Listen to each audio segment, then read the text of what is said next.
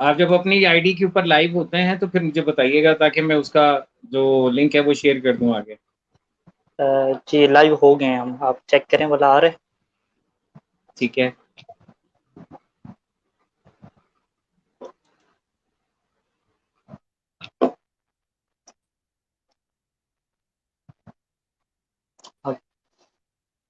جی ابھی نیٹ صحیح چل رہا ہے؟ آپ کو آواز میری ٹھیک آ رہی ہے؟ جی جی بالکل ٹھیک ہے. پہلے کچھ پرابلم تھی، انشاءاللہ مولا نے چاہا تو ٹھیک رہے گا نیٹ. ٹھیک،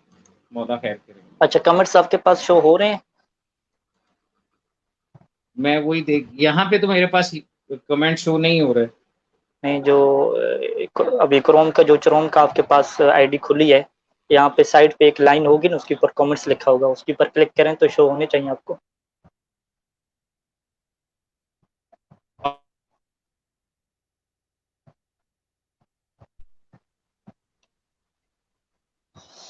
face book user I D ہے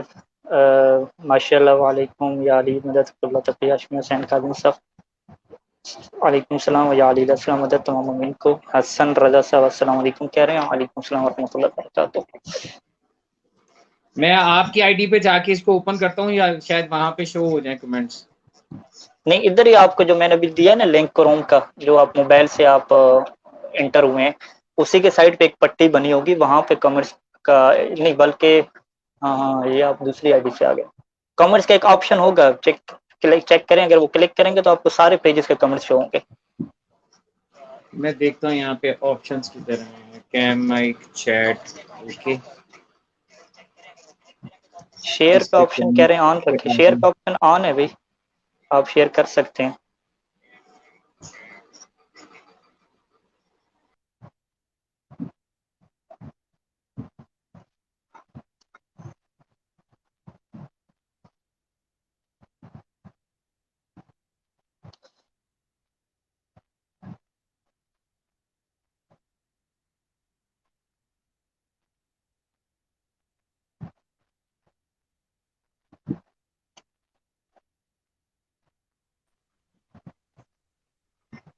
شاید وہ شو نہیں ہو پایا شاہ صاحب آپ سے.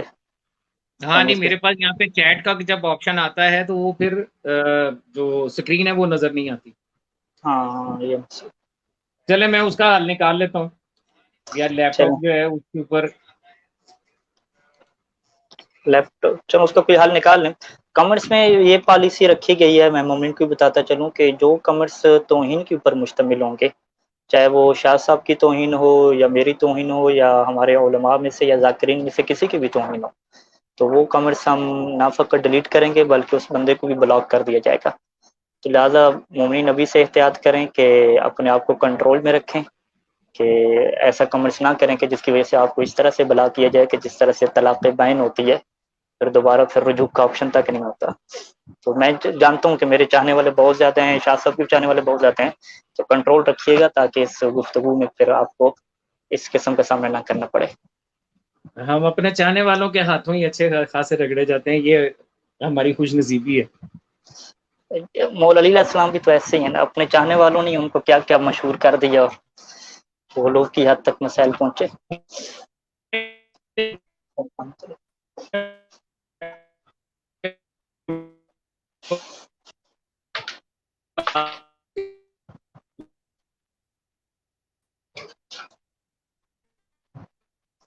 حسین کاظمی صاحب کے نیٹ کی پرابلم آ رہی ہے.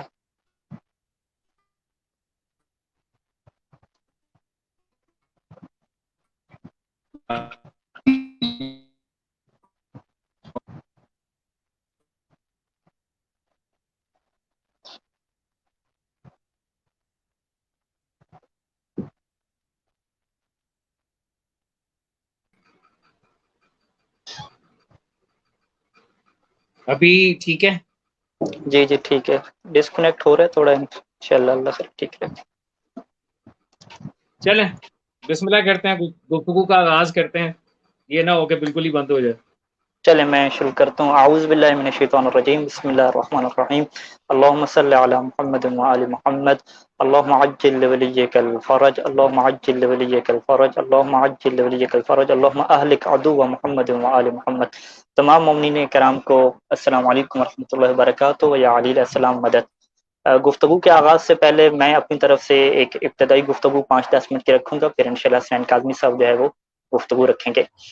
سب سے پہلا سوال یہی ہوتا ہے کہ آخر آپ اس طرح کے مسائل پہ گفتگو کیوں کرتے ہیں؟ گفتگو نہیں ہونی چاہیے. تو سب جانتے ہیں کہ یہ جو ہے وہ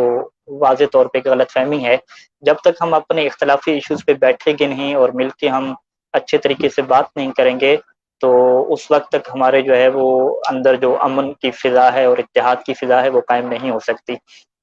تو بہترین رائے حل یہ ہے کہ آپ کو اگر مجھ سے اختلاف ہے، کسی کے نظریے سے بھی اختلاف ہے، تو آج کل کے دور میں جو ہے وہ پلیٹ فارم موجود ہے، آپ مل کے بیٹھیں اور اچھے طریقے سے گفتگو کریں اور ایک دنیا کو پیغام دیں کہ جو شیعہ قوم ہے وہ آپس میں اخلاق سے گفتگو کرنا جانتی ہے، اپنے اختلافی موضوعات کو بڑے جو ہے وہ آسان طریقے سے ہینڈل کرنا جانتی ہے. اس طرح نہیں ہے کہ وہ ایک دوسرے کی توہین کرتے ہیں.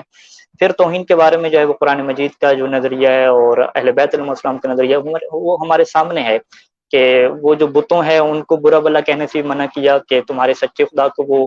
ری ایکشن میں برا کہیں گے. اسی طریقے سے اگر آپ کسی ذاکر کو برا کہتے ہیں یا کسی مومن کو برا کہتے ہیں تو وہ ری ایکشن میں اپنے علماء حقہ کو برا کہے گا. اور اگر ادھر سے جو ہے وہ ہمارے علماء الفقہاء کو برا کہتے ہیں تو ادھر سے لوگ برا اس کو کہیں گے. اور یہ واضح سی مثال ہے کہ اگر ہم امام زمانہ عجل اللہ فرج و شریف کی جو ہے وہ توہین نہیں چاہتے تو ضروری ہے کہ ہم جو ہے وہ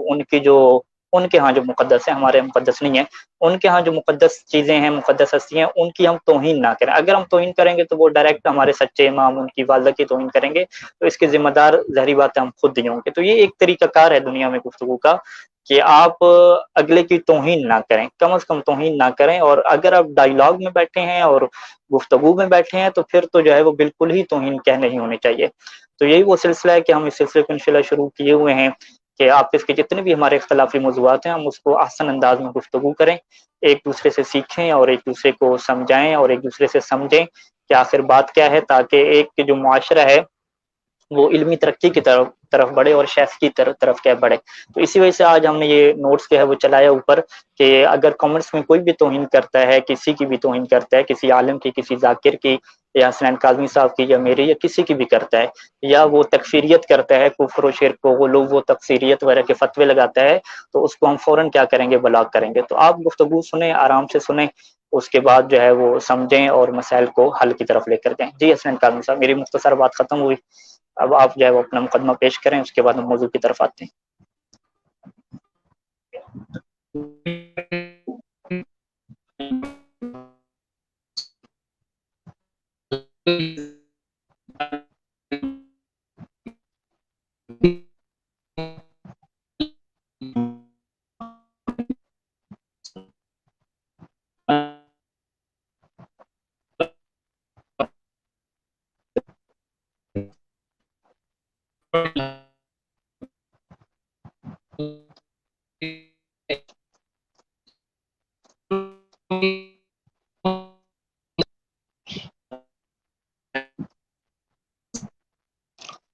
کاظمی صاحب، آپ کا جو ہے وہ نیٹ ٹھیک نہیں ہے، آواز نہیں پہنچ پا رہی. ایک دفعہ ریفریش تھوڑا کر لیں، دوبارہ آ جائیں، شاید ٹھیک ہو جائے. اس سے تھوڑا سا چیک کرتے ہیں، اگر نہ ہوا تو پھر ہم دوسرے رائل کی طرف جاتے ہیں.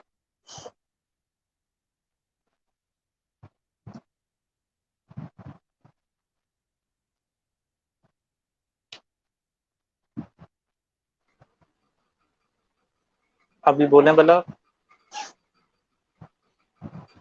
ابھی آواز ٹھیک ہے تقی؟ جی ابھی ٹھیک ہے، آپ بولیے.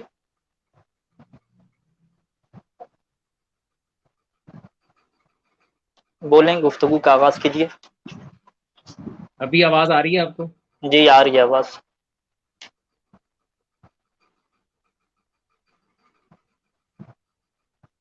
بسم اللہ الرحمن الرحیم.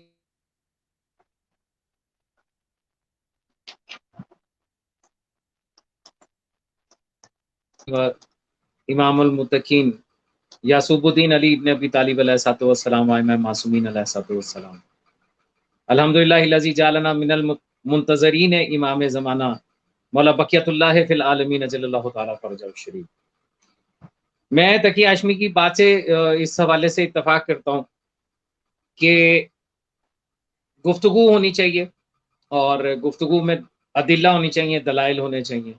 بجائے اس کے کہ آپ تکفیریت کی طرف چلے جائیں یا آپ ایک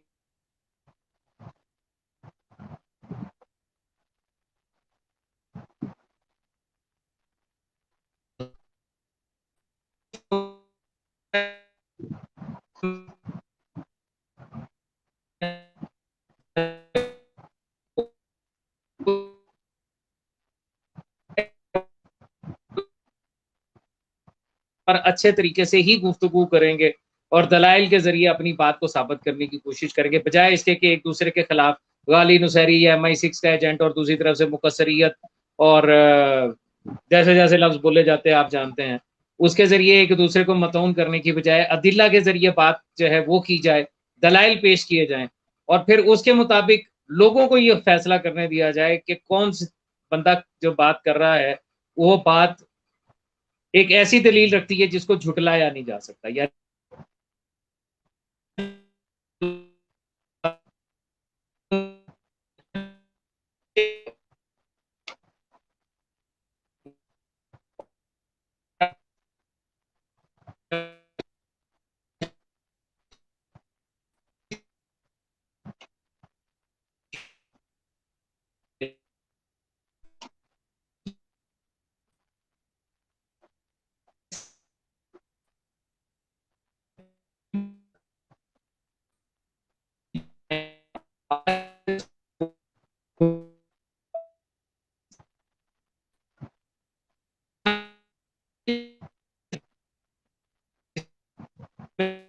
اچھا، معذرت کے ساتھ کاظمی صاحب آپ کی آواز جو ہے وہ صحیح نہیں جا رہی، نیٹ کا مسئلہ ہے، میرے خیال میں پھر دیگر رائے حل کی طرف ہم آنے کی کوشش کریں۔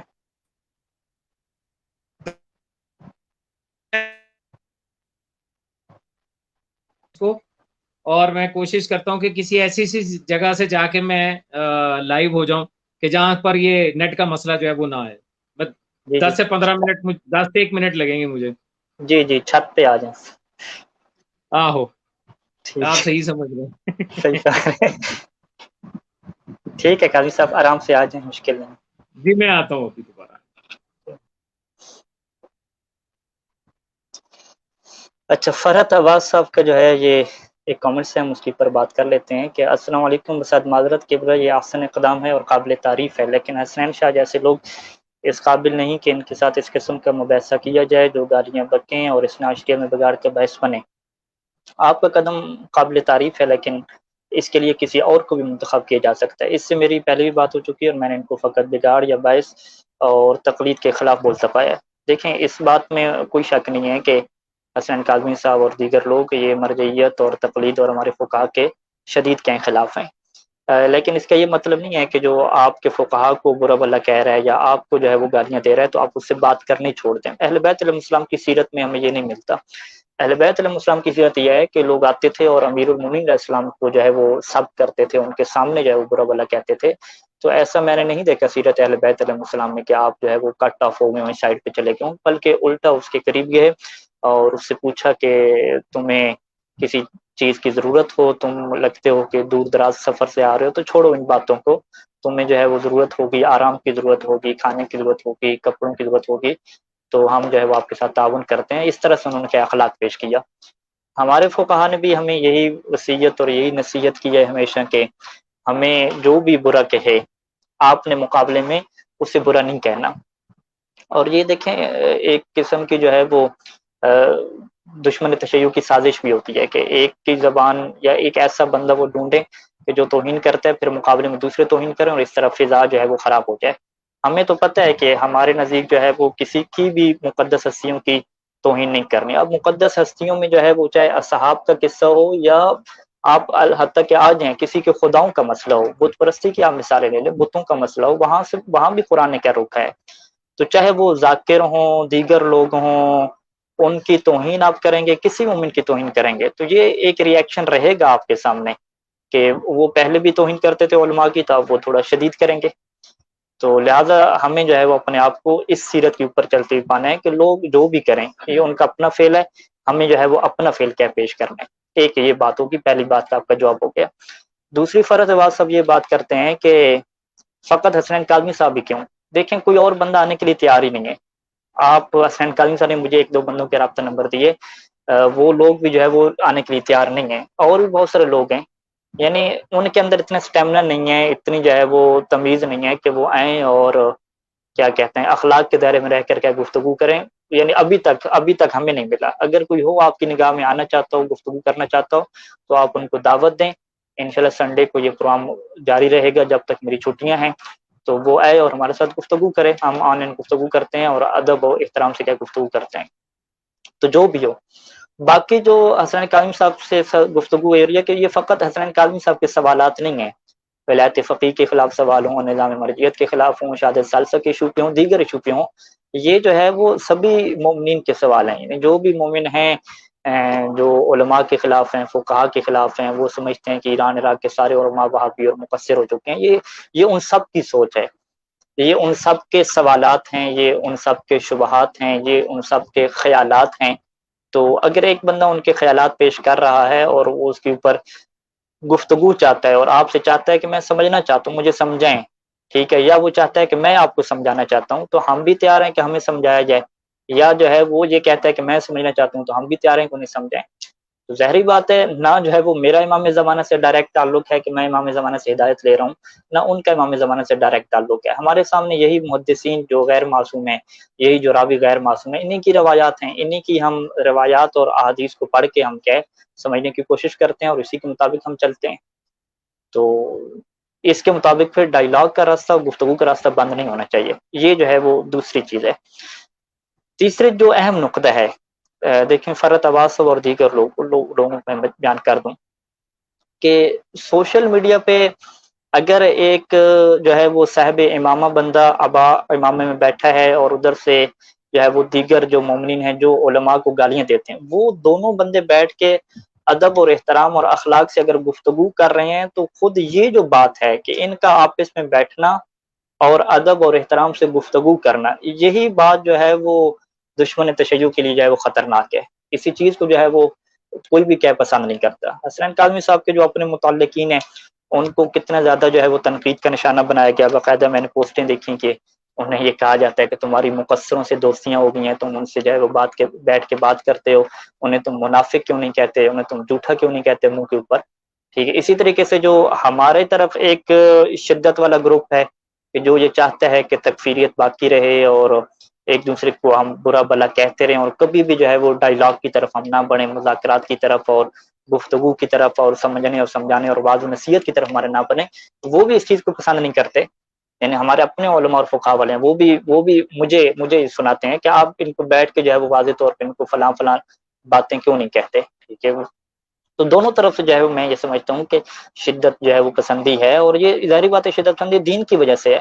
یعنی ہمارے جو لوگ ہیں وہ بھی مخلص ہیں، ان کی نیت بھی خراب نہیں ہے، وہ بھی دین کی وجہ سے ایسا کر رہے ہیں۔ جو ادھر لوگ ہیں سوائے ان لوگوں کے جو کاروباری حضرات ہیں اور بدتمیز ہیں اور جن کا دل ہی صاف نہیں ہے، ہم ظاہری بات ہے کسی کے دل میں جا کے ہم نے نہیں دیکھا، ہم اسی ظاہر کے مکلف ہیں جیسے وہ بندہ کہتا ہے۔ تو وہ بھی بہت ساری ان میں بھی تعداد ایسی موجود ہے کہ جو بھی اسی دین کی وجہ سے خالص طور پہ جو ہے وہ کیا کہتے ہیں توہین کے ارتکاب کرتے ہیں دیگر چیزوں کا۔ تو بہرحال اس بات میں کوئی شک نہیں ہے کہ گفتگو کا کیا ہے آغاز ہونا چاہیے، اور جتنے بھی سوالات ہیں عوام کے ان کے اوپر بات ہونی چاہیے۔ اب جو عوام کے سوالات ہیں، دیکھیں ایک اور بات ہوتی ہے ہمارے ہاں کہ خصوصاً جو ہے وہ مجھے جس چیز کے اوپر تنقید کا نشانہ بنایا جاتا ہے کہ آپ جس موضوعات کے اوپر ڈسکشن کریں اور جن لوگوں سے ڈسکشن کریں وہ ایک بڑے قسم کے لوگ ہونے چاہیے، یعنی وہ محقق لوگ، ڈاکٹر لوگ، پڑھے لکھے لوگ، جس طرح ہم حوضے میں ڈسکشن کرتے ہیں اپنی کلاسز میں، فقط ان لوگوں سے آپ کا واسطہ ہونا چاہیے۔ یہ جو چھوٹا طبقہ ہے، یہ جو عوامی طبقہ ہے، اس سے کوئی واسطہ نہیں ہونا چاہیے، ان کے ساتھ اصلاً گفتگو ہی نہیں ہونی چاہیے۔ کچھ لوگ یہ سمجھتے ہیں، یہ بات بھی سیرت اہل بیت علیہ السلام کے بالکل خلاف ہے۔ اہل بیت علیہ السلام تو ایک اگر علاقے کی بوڑھی ہے جو پڑھنا لکھنا نہیں جانتی، اس کے ساتھ بھی جو ہے وہ ڈسکشن کر رہے ہیں، اس کے ساتھ بھی توحید کی کیا گفتگو ہو رہی ہے۔ اور سیدہ فاطمہ الزہرا سلام اللہ علیہ کی ایک حدیث جسے شہید ثانی نے کتاب منیت المرید میں نقل کیا ہے کہ جب وہ گھر پہ تھیں اور ایک بوڑھی خاتون جو ہے وہ ان سے جو ہے وہ مسئلہ پوچھنے آئی اور اپنی وہ والدہ ان کی ضعیف تھیں، ان کے متعلق ایک خاتون مسئلہ پوچھنے، بوڑھی نہیں تھی ان کی والدہ بوڑھی تھیں، اور سیدہ نے جب اسے نماز کا کوئی مسئلہ تھا تو سیدہ نے اسے جب نماز کے مسئلے کے اوپر جواب دیا تو اس سے سمجھ نہیں آیا، پھر سیدہ نے دوبارہ اس سے وضاحت کی، پھر اسے سمجھ نہیں آیا،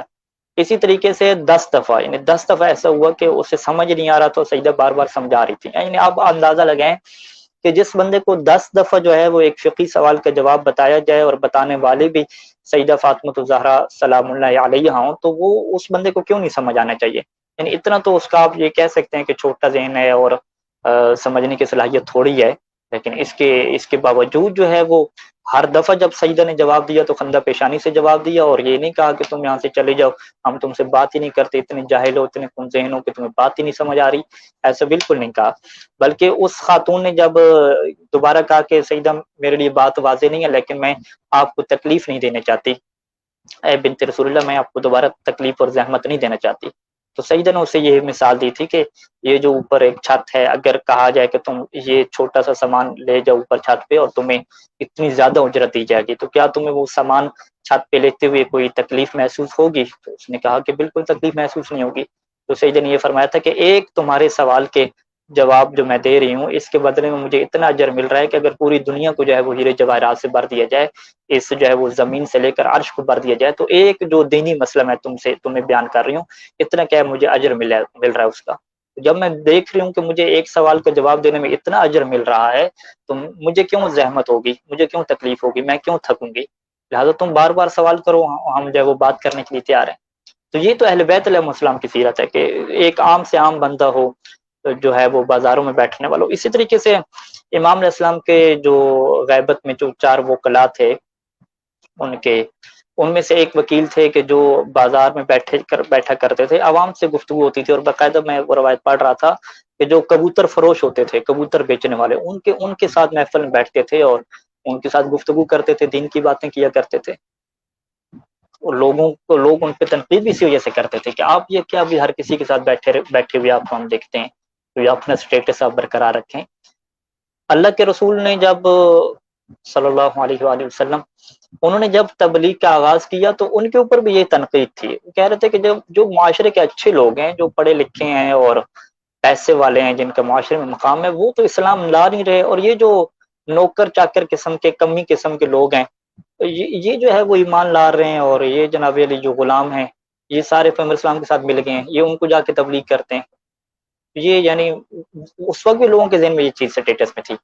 کیونکہ ہمیشہ آپ کی جب بات ہو تو اپنے اسٹیٹس والے سے بات ہو، بڑے بڑے بندوں سے بات ہو، یہ کیا جو عوام ہے، یہ جو کیا نوکر ہیں، یہ کیا بدتمیز لوگ ہیں، یہ کیا، اس زمانے میں تو ابھی تو نوکروں کے چلو کچھ حقوق ہیں، اس زمانے میں جو غلاموں کے حالات ہوتے تھے وہ بہت بدتر حالات ہوتے تھے، غلاموں کو تو انسان تک نہیں سمجھا جاتا تھا، وہ غلاموں کے ساتھ جو ہے وہ گفتگو کرنا، انہیں جو ہے وہ اسرار دینا، انہیں توحید سکھانا، انہیں دین سکھانا، اور ایسے غلام کے جو اہل بیت علیہ السلام کی توہین بھی کر جاتے تھے لیکن اس کے باوجود ان کے ساتھ اچھے طریقے سے پیش آنا، اخلاق کے ساتھ پیش آنا، یہ سیرت اہل بیت علیہ السلام۔ خود جو دینی مسئلے پہ ڈسکشن کرنا ہے، مباحثہ کرنا ہے، یہ بہت بڑا کیا اجر و ثواب ہے۔ مفاتیح الجنان میں ایک روایت ہے کہ جب ہم ماہ رمضان کی جو لیالی قدر، شب قدر کی جو راتیں ہوتی ہیں، اس میں سے ایک روایت ہے کہ جو انہوں نے نقل فرمائی ہے کہ دینی مباحثہ جو ہے، دین کے اوپر ڈسکشن کرنا، وہ مستحب نوافل سے کیا افضل ہے، یعنی اگر آپ مستحب نوافل پڑھیں ادھر آپ دینی مسئلے پہ بات کر رہے ہیں، گفتگو کر رہے ہیں، تو اس سے کیا افضل ہے۔ تو لہٰذا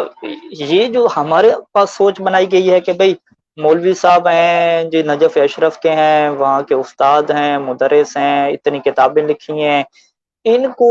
یہ حق نہیں پہنچتا کہ یہ گلی کے بیٹھے ہوئے بندے کے ساتھ بات کریں، ان کو یہ حق نہیں پہنچتا کہ یہ جو بازار میں لوگ کبوتر بیچ رہے ہیں، یہ وہ بیچ رہے ہیں، ان کے ساتھ بیٹھیں اور ان کے ساتھ دین کی بحث کریں، ٹھیک ہے، ان کو یہ حق نہیں پہنچتا کہ جو توہین کر رہے ہیں علماء کی ان کے ساتھ جا کر کیا کریں، گفتگو کریں۔ یہ ایسی باتیں ہیں کہ جن کا اسلام میں کوئی وجود نہیں ہے، یہ آپ لوگوں کے رسم و رواج ہیں، یہ معاشرے کے رسم و رواج ہیں، دین کے مسئلے میں، دین کی تبلیغ میں، کسی کے ساتھ بات کرنے میں اس کا کوئی وجود نہیں ہے۔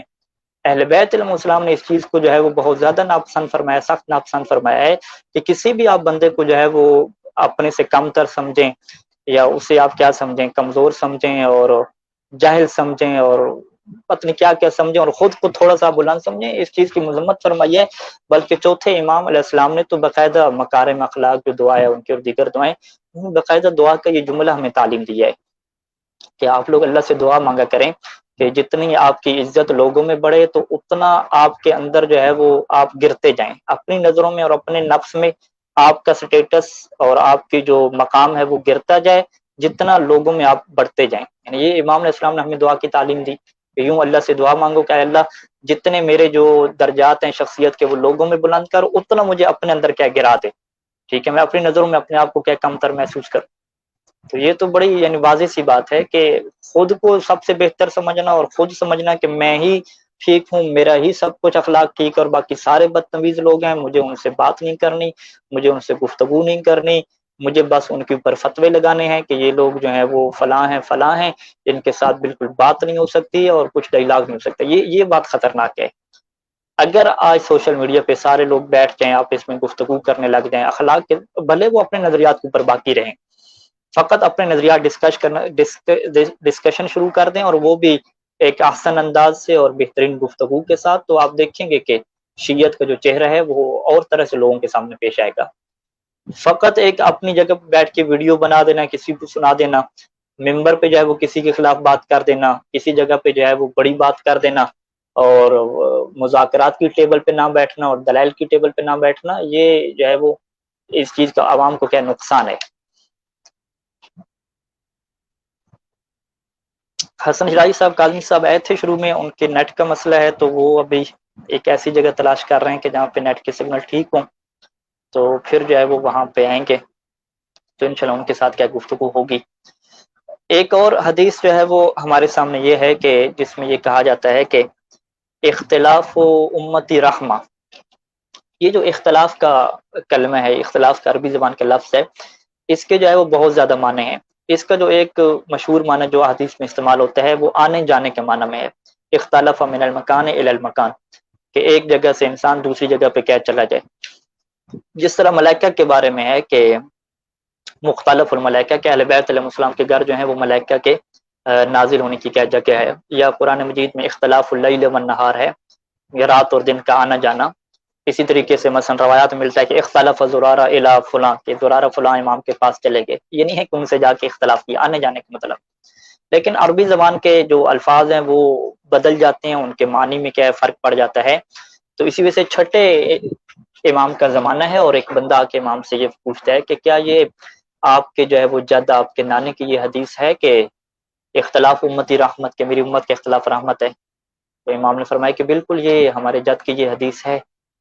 تو اس نے پھر آگے طنز کیا، اس نے کہا کہ اچھا تو اگر امت کا اختلاف کرنا جو ہے وہ رحمت ہے تو پھر جو ان کا اتفاق ہے اور ان کا جمع ہو جانا، اتحاد کر لینا، یہ تو پھر عذاب بن جانے چاہیے۔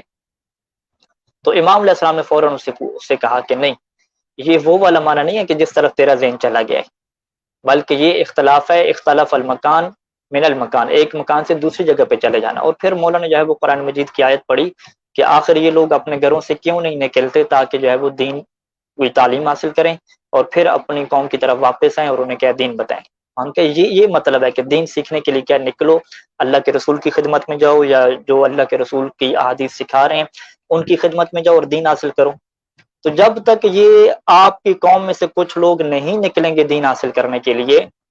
اور پھر واپس نہیں آئیں گے، امت کے اندر نہیں بیٹھیں گے، اس وقت تک امت کے اندر رحمت نہیں ہو سکتی۔ یعنی ہم حدیث کا ظاہری معنی لیں تو ظاہری معنی کیا ہے، کیونکہ امام کے کلام کے ظاہر اور باطن ہوتے ہیں، جس طرح قرآن مجید کے ظاہر اور باطن ہے، اور امام نے فرمایا تھا کہ ہماری کلام کا جس طریقے سے ظاہر حجت ہے اسی طریقے سے باطن بھی کیا حجت ہے۔ تو ظاہری مطلب کیا ہو گیا، میری امت کا ایک دوسرے کے پاس آنا جانا رحمت ہے۔ تو اگر میری امت کے افراد ایک دوسرے کے پاس آ جا رہے ہیں، بیٹھ رہے ہیں، تو یہ بہت بڑی رحمت ہے۔ تو اسی رحمت کی وجہ سے جو ہے وہ آج ہم نے یہ گفتگو رکھی ہے کہ اے امت کے افراد، مولا علیہ السلام کے افراد ایک دوسرے کے پاس آنا جانا شروع کریں، ایک دوسرے کے پاس کیا ہے بیٹھیں، گفتگو کریں، تاکہ جو خدا کی رحمت ہے ان کے اوپر نازل ہو۔ اگر ہم نے ایک دوسرے کے پاس آنا چھوڑ دیا، یعنی خود شیعہ آپس میں ایک دوسرے کے پاس بیٹھنا چھوڑ دیں، یا خود شیعہ اور اہل سنت آپس میں بیٹھنا چھوڑ دیں، تو یہ رحمت کبھی نہیں آ سکتی امت کے اوپر رحمت، کیونکہ اللہ کے رسول نے فرمایا تھا کہ میری امت جب تک اختلاف آپس میں آنا جانا شروع نہیں کرے گی دین سیکھنے کے لیے، اس وقت تک اس کے اوپر رحمت کیا نازل نہیں ہو سکتی۔ حسنین کاظمی صاحب جی آ رہے ہیں.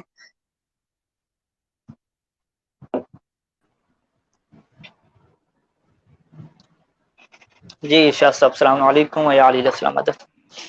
وعلیکم السلام اور امیر کائنات علیہ السلام. ابھی آواز وغیرہ ٹھیک ہے؟ بالکل جی جی شروع میں آواز ٹھیک ہوتی ہے، بس وہ جیسے آپ آغاز گفتگو مجھے کیا فرماتے ہیں. ٹھیک لگا کیونکہ میں باقاعدہ گھر سے سفر کر کے کسی اور جگہ آ کے بیٹھا ہوں. پھر وہ ڈسکنیکٹ ہو گیا بھی.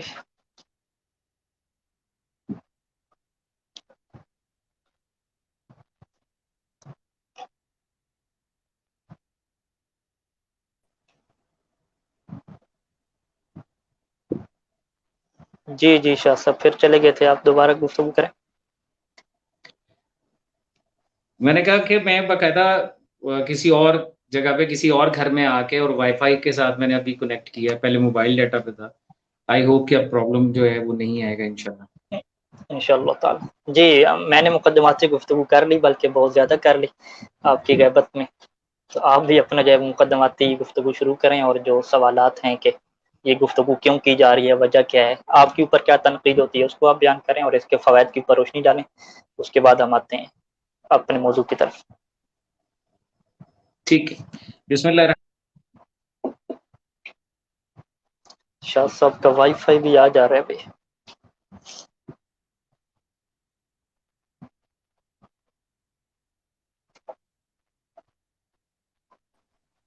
مجھے لگتا ہے کہ ابھی بھی پرابلم آ رہا ہے.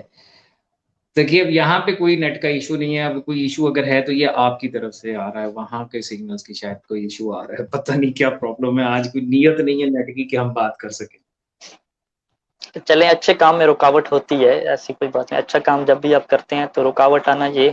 دلیل ہوتا ہے کہ آپ کا کام اچھا ہے. ایک بات ہے. بہرحال الحمدللہ الذی جعلنا من المتمسکین بولایت امیر المومنین و امام المتقین یعقوب الدین علی ابن ابی طالب علیہ السلام و امام معصومین علیہ السلام. الحمدللہ الذی جعلنا من المنتظرین مولا بقیت اللہ فی العالمین اجل اللہ تعالی فرجہ الشریف. پروردگار کا لاکھ احسان ہے کہ اس نے ہمیں نعمت عظمی ولایت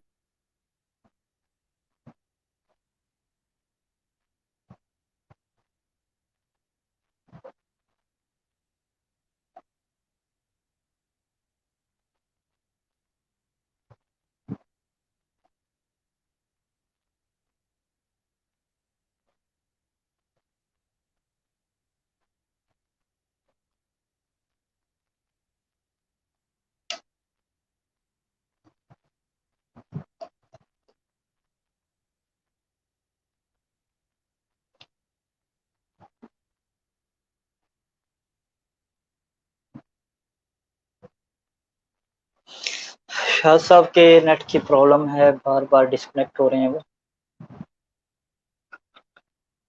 شیعہ قیدل پوچھ رہے ہیں کہ فیس بک کے کون سے؟ ابو حیدر آئی ڈی سے آن لائن ہے، اور تشیع کا نظام مرجعیت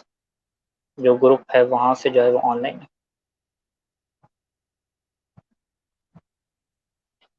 یہ لنک جو ہے وہ نیچے ڈال دیا ہے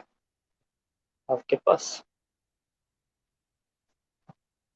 شاہ صاحب سے میں پوچھ لوں واٹس ایپ پہ کیا مسئلہ ہے.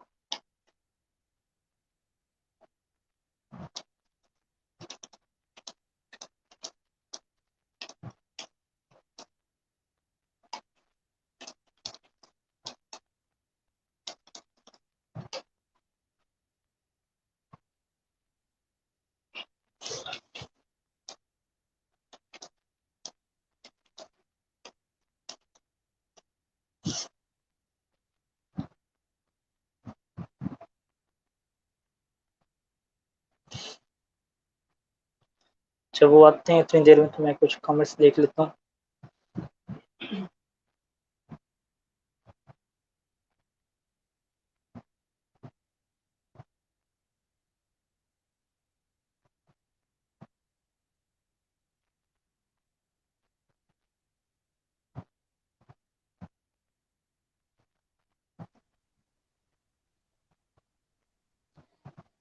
جی جی آپ کا خطبہ ہی نہیں سن پاتا بھائی، یہ تو نیٹ. میرا خطبہ جو ہے نا وہ اور بھی بہت سارے لوگوں کو برداشت نہیں ہوتا. جب میں کہتا ہوں نا کہ الحمدللہ الذی جعلنا من المنتظرین امام زمانہ مولا بقیۃ اللہ فی العالمین. تو اور بھی کچھ لوگوں کو برداشت نہیں ہوتا، نیٹ بیچارے کو کدھر سے ہوتا. بہرحال ہاں وہ اب میں کیا کہہ سکتا ہوں، مطلب یہاں پہ باقی ہر چیز ٹھیک چل رہی ہے. یا تو یہ چلیں جو انشاءاللہ. سافٹ ویئر یوز کر رہے ہیں اسٹریم یارڈ کا، اس میں کوئی ایشو آ رہا ہے یا کیا ہے؟ نہیں کوئی ایشو نہیں ہے، میرا نہیں کٹا بالکل، میں مسلسل بیٹھا ہوں. چلیں بہرحال ابھی تو ٹھیک چل رہا ہے، اللہ کرے کہ ٹھیک جی ہی رہے. جی ٹھیک. بہرحال آج کا جو موضوع ہے وہ یقیناً وہی ہے کہ جس پر اس سے پہلے بھی میری اور آپ کی گفتگو ہو چکی، اور ہماری اس گفتگو سے بہت سارے لوگوں نے بہت ساری چیزیں اخذ کی، سمجھی. عنوان وہی ہے، شہادت ثالثہ در تشہد صلات، کہ نماز کے تشہد میں مولا میر کائنات اور امام معصومین علیہ السلام کی گواہی دینے سے بنیادی طور پہ دو جو متحارب نظریات ہیں ان کے اوپر ہماری بحث ہے. آپ اچھے طریقے سے جانتے ہیں، اور جن لوگوں نے ہماری پچھلی گفتگو سنی ہے وہ لوگ بھی بہت اچھے طریقے سے اس بات سے واقف ہے کہ میری اور آپ کی گفتگو میں کبھی بھی میری یہ بحث نہیں ہوئی کہ میں نے یہ دعویٰ کیا ہو کہ یہ وجوب کی منزل پہ ہے کہ اگر آپ یہ گواہی نماز میں نہیں دیں گے تو آپ کی نماز نہیں ہوگی، اور خدا نخواستہ باقی تمام جملے جو بولے جاتے ہیں وہ سارے آپ کے اوپر ان کا اطلاق ہو جائے گا. ایسی گفتگو میری نہ پہلے تھی نہ اب ہے، اگرچہ اس کی وجہ سے مجھے بہت ساری مخالفت جو ہے وہ فیس کرنی پڑی. بہت سارے مولائی جو ہیں ان کی طرف سے شدید تنقید کا نشانہ بنایا گیا کہ ہم آپ کی بڑی عزت کرتے تھے، بڑا آپ کو سمجھتے تھے، اور آپ ہمارے ہیرو تھے. اور یہ تو بس تک میری کیا اوقات کہ میں کسی کے لیے ہیرو بنوں یا کیا کروں. ہمارے لیے جو اسوہ حسنہ ہے وہ سرکار رسالت مآب اور ائمہ معصومین علیہ السلام کا اسوہ حسنہ ہے، ہمیں اسی کے اوپر چلنا ہے. تو میری آپ کی بحث کبھی بھی وجوب کے عنوان کے ساتھ نہیں ہوئی. اس دور غیبت کبریٰ میں جس جملے کے اوپر مجھ پر پہلے بھی بہت اعتراضات کیے گئے، لیکن کیا کروں، مجھے لوگوں کی خوشنودی سے زیادہ اپنے مولا کی خوشنودی جو ہے وہ زیادہ عزیز ہے. اور میں اپنی زبان سے کسی کا عقیدہ کبھی بیان نہیں کیا کرتا. میری اپنی جو مختصر سی تحقیق ہوتی ہے، جو تھوڑا بہت علم میرے پاس ہے، جو رزق علم مولا نے عطا فرمایا،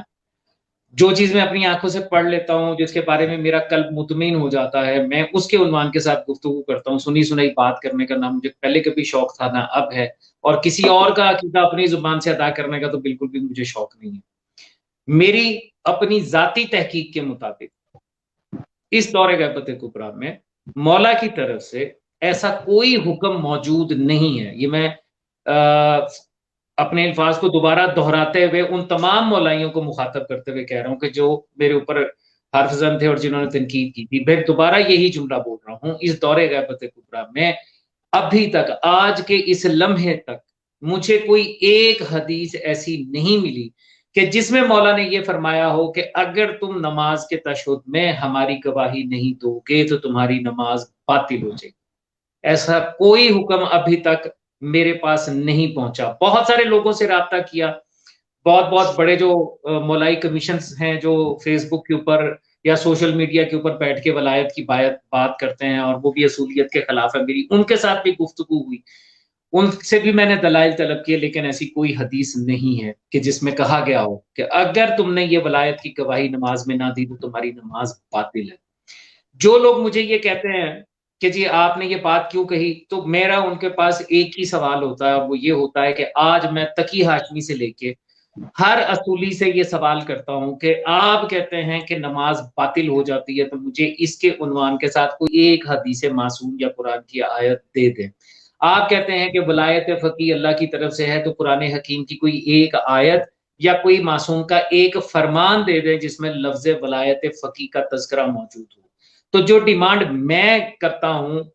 اصولین سے، تو وہ بھی حق رکھتے ہیں کہ وہی ڈیمانڈ مجھ سے کریں، اور مجھ سے یہ کہیں کہ وہ ایک حدیث ہمیں دکھائیے جس میں معصوم نے کہا ہو کہ اگر تم یہ گواہی نہیں دو گے تو تمہاری نماز باطل ہو جائے گی. اور اگر آپ کے پاس ایسی کوئی دلیل نہیں ہے تو پھر اس کے بعد بنیادی طور پر دو نظریات باقی بچتے ہیں. ایک نظریہ وہ ہے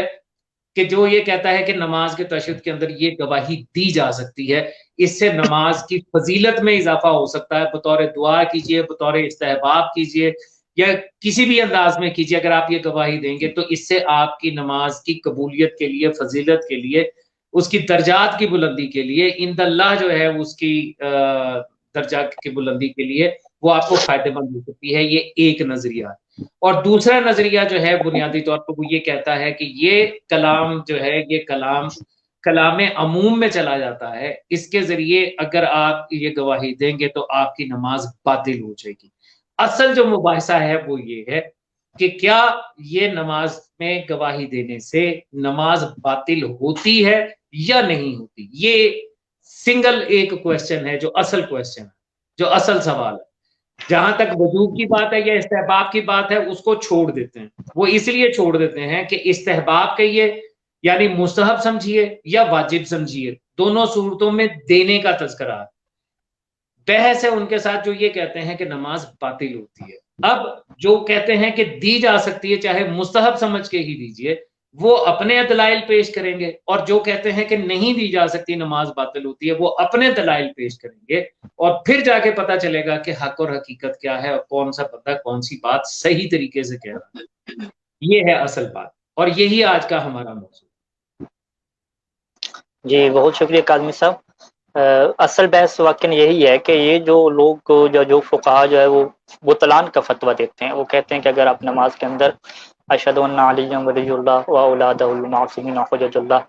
صلوات اللہ علیہ مجمعین, اگر آپ یہ والی جملہ پڑھیں گے تشہد کے اندر تو آپ کی نماز باطل ہو جائے گی.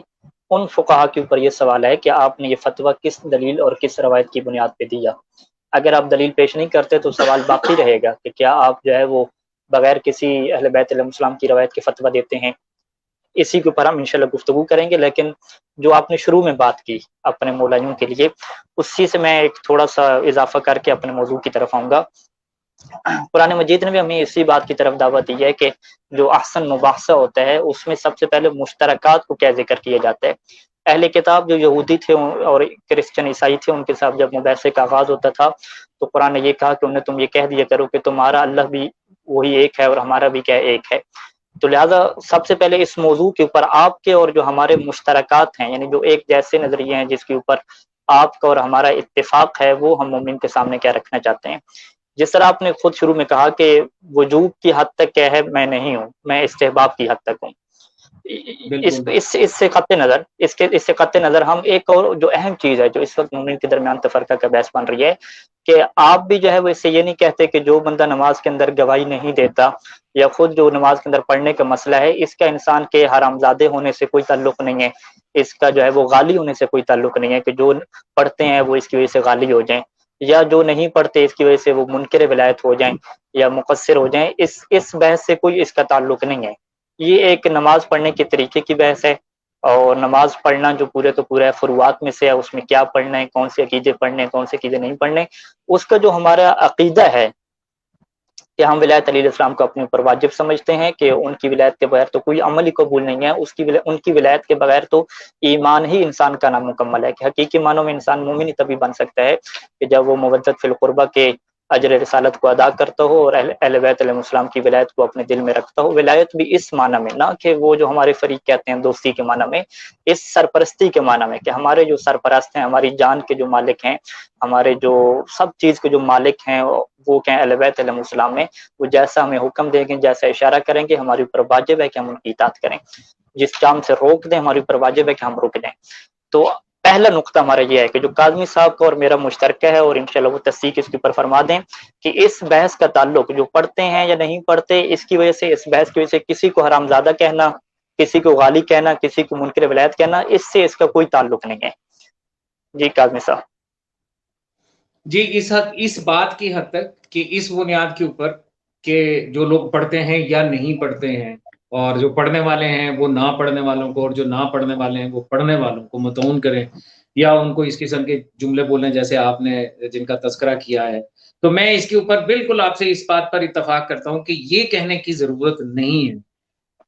کہ اگر تم پڑھتے ہو تو تم غالی ہو یا نصیری ہو یا MI6 کے ایجنٹ ہو, اور اگر نہیں پڑھتے ہو تو تم جو ہے وہ خدا نخواستہ تم حرام زادے ہو یا فلانا ہو یا دھماکہ ہو. یہ اس قسم کے جملے بولنا چاہے یہ غلط ہے, ایسا نہیں ہونا چاہیے. لیکن اس کے ساتھ ساتھ ایک بات میں ضرور یہ کہوں گا, اور وہ یہ کہوں گا کہ یہ انتہا پسندی جو گزشتہ کچھ عرصے سے ہمارے اس معاشرے کے اندر, ہماری اس ملت کے اندر, تشیع کے اندر آئی ہے, اس انتہا پسندی کے اسباب کو بھی دیکھنا چاہیے، تلاش کرنا چاہیے کہ وہ کون سے اسباب ہیں، وہ کون سے رویے ہیں، وہ کون سی ایسی باتیں ہیں کہ جس کی وجہ سے آج ہم اس سٹیج کے اوپر کھڑے ہیں۔ ہم سے مراد مطلب بحیثیت ایک قوم کے ایک اس سٹیج کے اوپر کھڑے ہیں کہ میں آپ کی بات کو سن کر برداشت کرنے کو تیار نہیں ہوں، آپ میری بات سننے کو تیار نہیں ہیں۔ میں اگر کوئی دلیل دیتا ہوں تو آپ اس دلیل کو سنے بغیر جو ہے وہ اس کو فارغ کر دیں، اور میں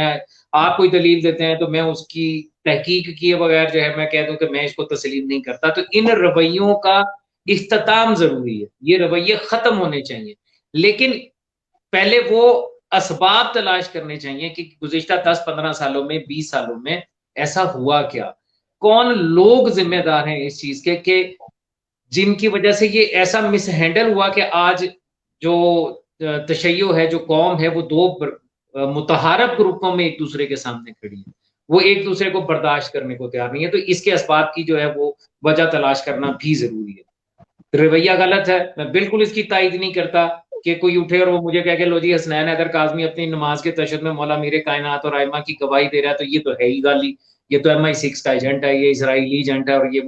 یہ غلط ہے۔ دوسری طرف یہ کہنا کہ جی چونکہ یہ اپنی نماز میں گواہی نہیں دے رہا تو اس لیے یہ خدا نہ خاصا حرام زادہ ہے یا فلانا ہے، یہ دھماکہ، تو یہ رویہ بھی غلط ہے، ایسا نہیں ہے۔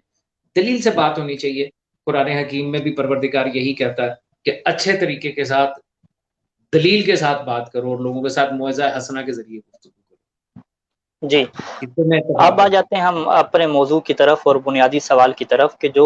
ہر مومن کے دل کو کھٹکنا بھی چاہیے واقعاً، کہ بھئی علی علیہ السلام کے جو گواہی ہے اس سے نماز کیوں باطل ہو گئی؟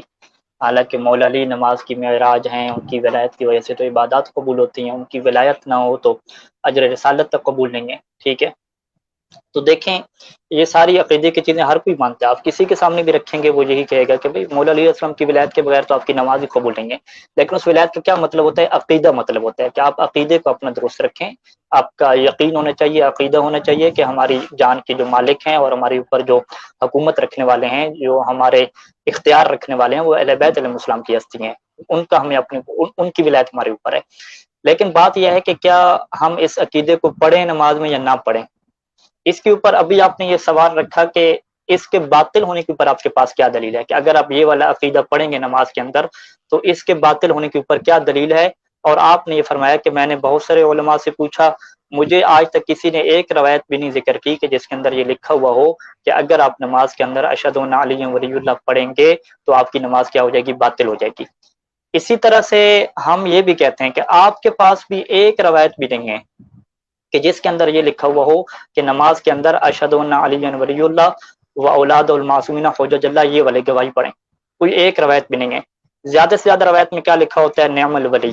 روایت کے اندر کیا لکھا ہوتا ہے؟ نعم الامام۔ روایت کے اندر کیا لکھا ہوتا ہے؟ نعم الوسی۔ یہ والے الفاظ لکھے ہوتے ہیں۔ یہ والے الفاظ جو پاکستان میں پڑھے جا رہے ہیں اور خصوصاً جو ابھی حافظ تصدق صاحب نے پڑھے، ان الفاظ کی کوئی روایت ایک بھی آپ کے پاس نہیں ہے ہماری کتابوں میں، نہ کوئی ضعیف روایت، نہ کوئی صحیح روایت۔ یعنی شہادت ثالثہ جو پاکستان میں پڑھی جا رہی ہے اور جسے آپ پڑھتے ہیں، اس الفاظ پہ مشتمل معصوم کی زبان سے صادر ہونے والا کوئی کلام ہماری کتابوں میں موجود نہیں ہے۔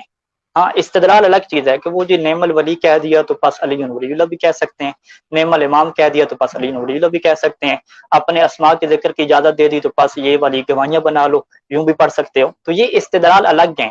استدلال کی بحث کو ہم الگ رکھتے ہیں، لیکن واضح دو ٹوک روایت نہ اذان اور اقامت میں آپ کے پاس ہے اپنی شیعہ کتابوں سے،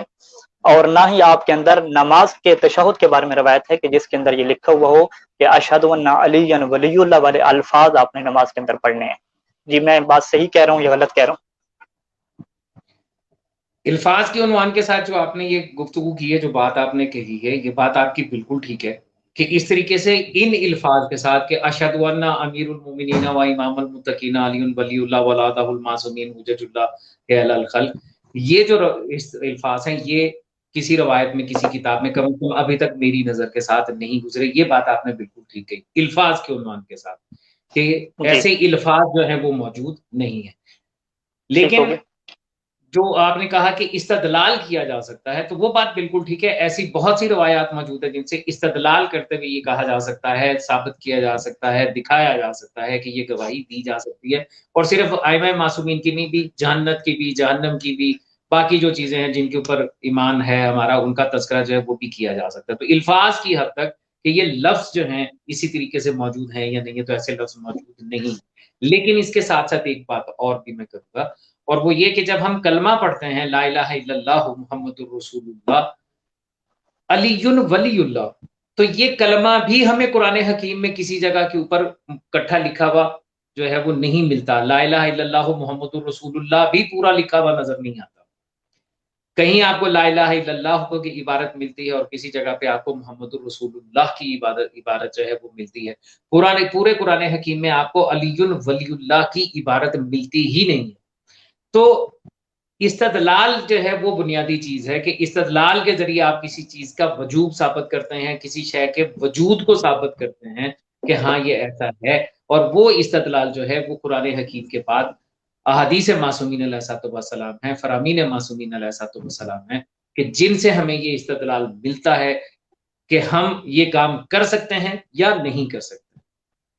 ٹھیک ہو گئی. تو بس خلاصہ یہ ہوا کہ جس طرح سے ہمارے پاس شہادت ثالثہ جو اس وقت پڑھی جا رہی ہے اشہد ان علی امیر المؤمنین و اولاد المعصومین حجت اللہ, یا آپ الفاظ اضافہ کر دیں یا علی ولی اللہ کا لفظ لیں,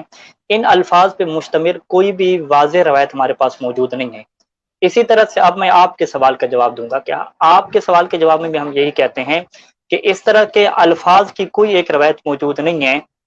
کہ جس کے اندر یہ لکھا ہوا ہو کہ اشہد ان علی ولی اللہ کا لفظ کہنے سے نماز آپ کی باطل ہو جائے گی. تو جس طریقے سے نماز کے اندر تشہد پڑھنے کے لیے آپ کے پاس الفاظ والی روایت نہیں ہے, آپ استدلال کرتے ہیں, اسی طریقے سے ہمارے پاس بھی ان الفاظ والی کوئی روایت نہیں ہے کہ جس کے اندر لکھا ہوا ہو کہ یہ والے لفظ آپ پڑھیں گے تو نماز باطل ہو جائے گی. ہم بھی کیا کرتے ہیں, استدلال کرتے ہیں.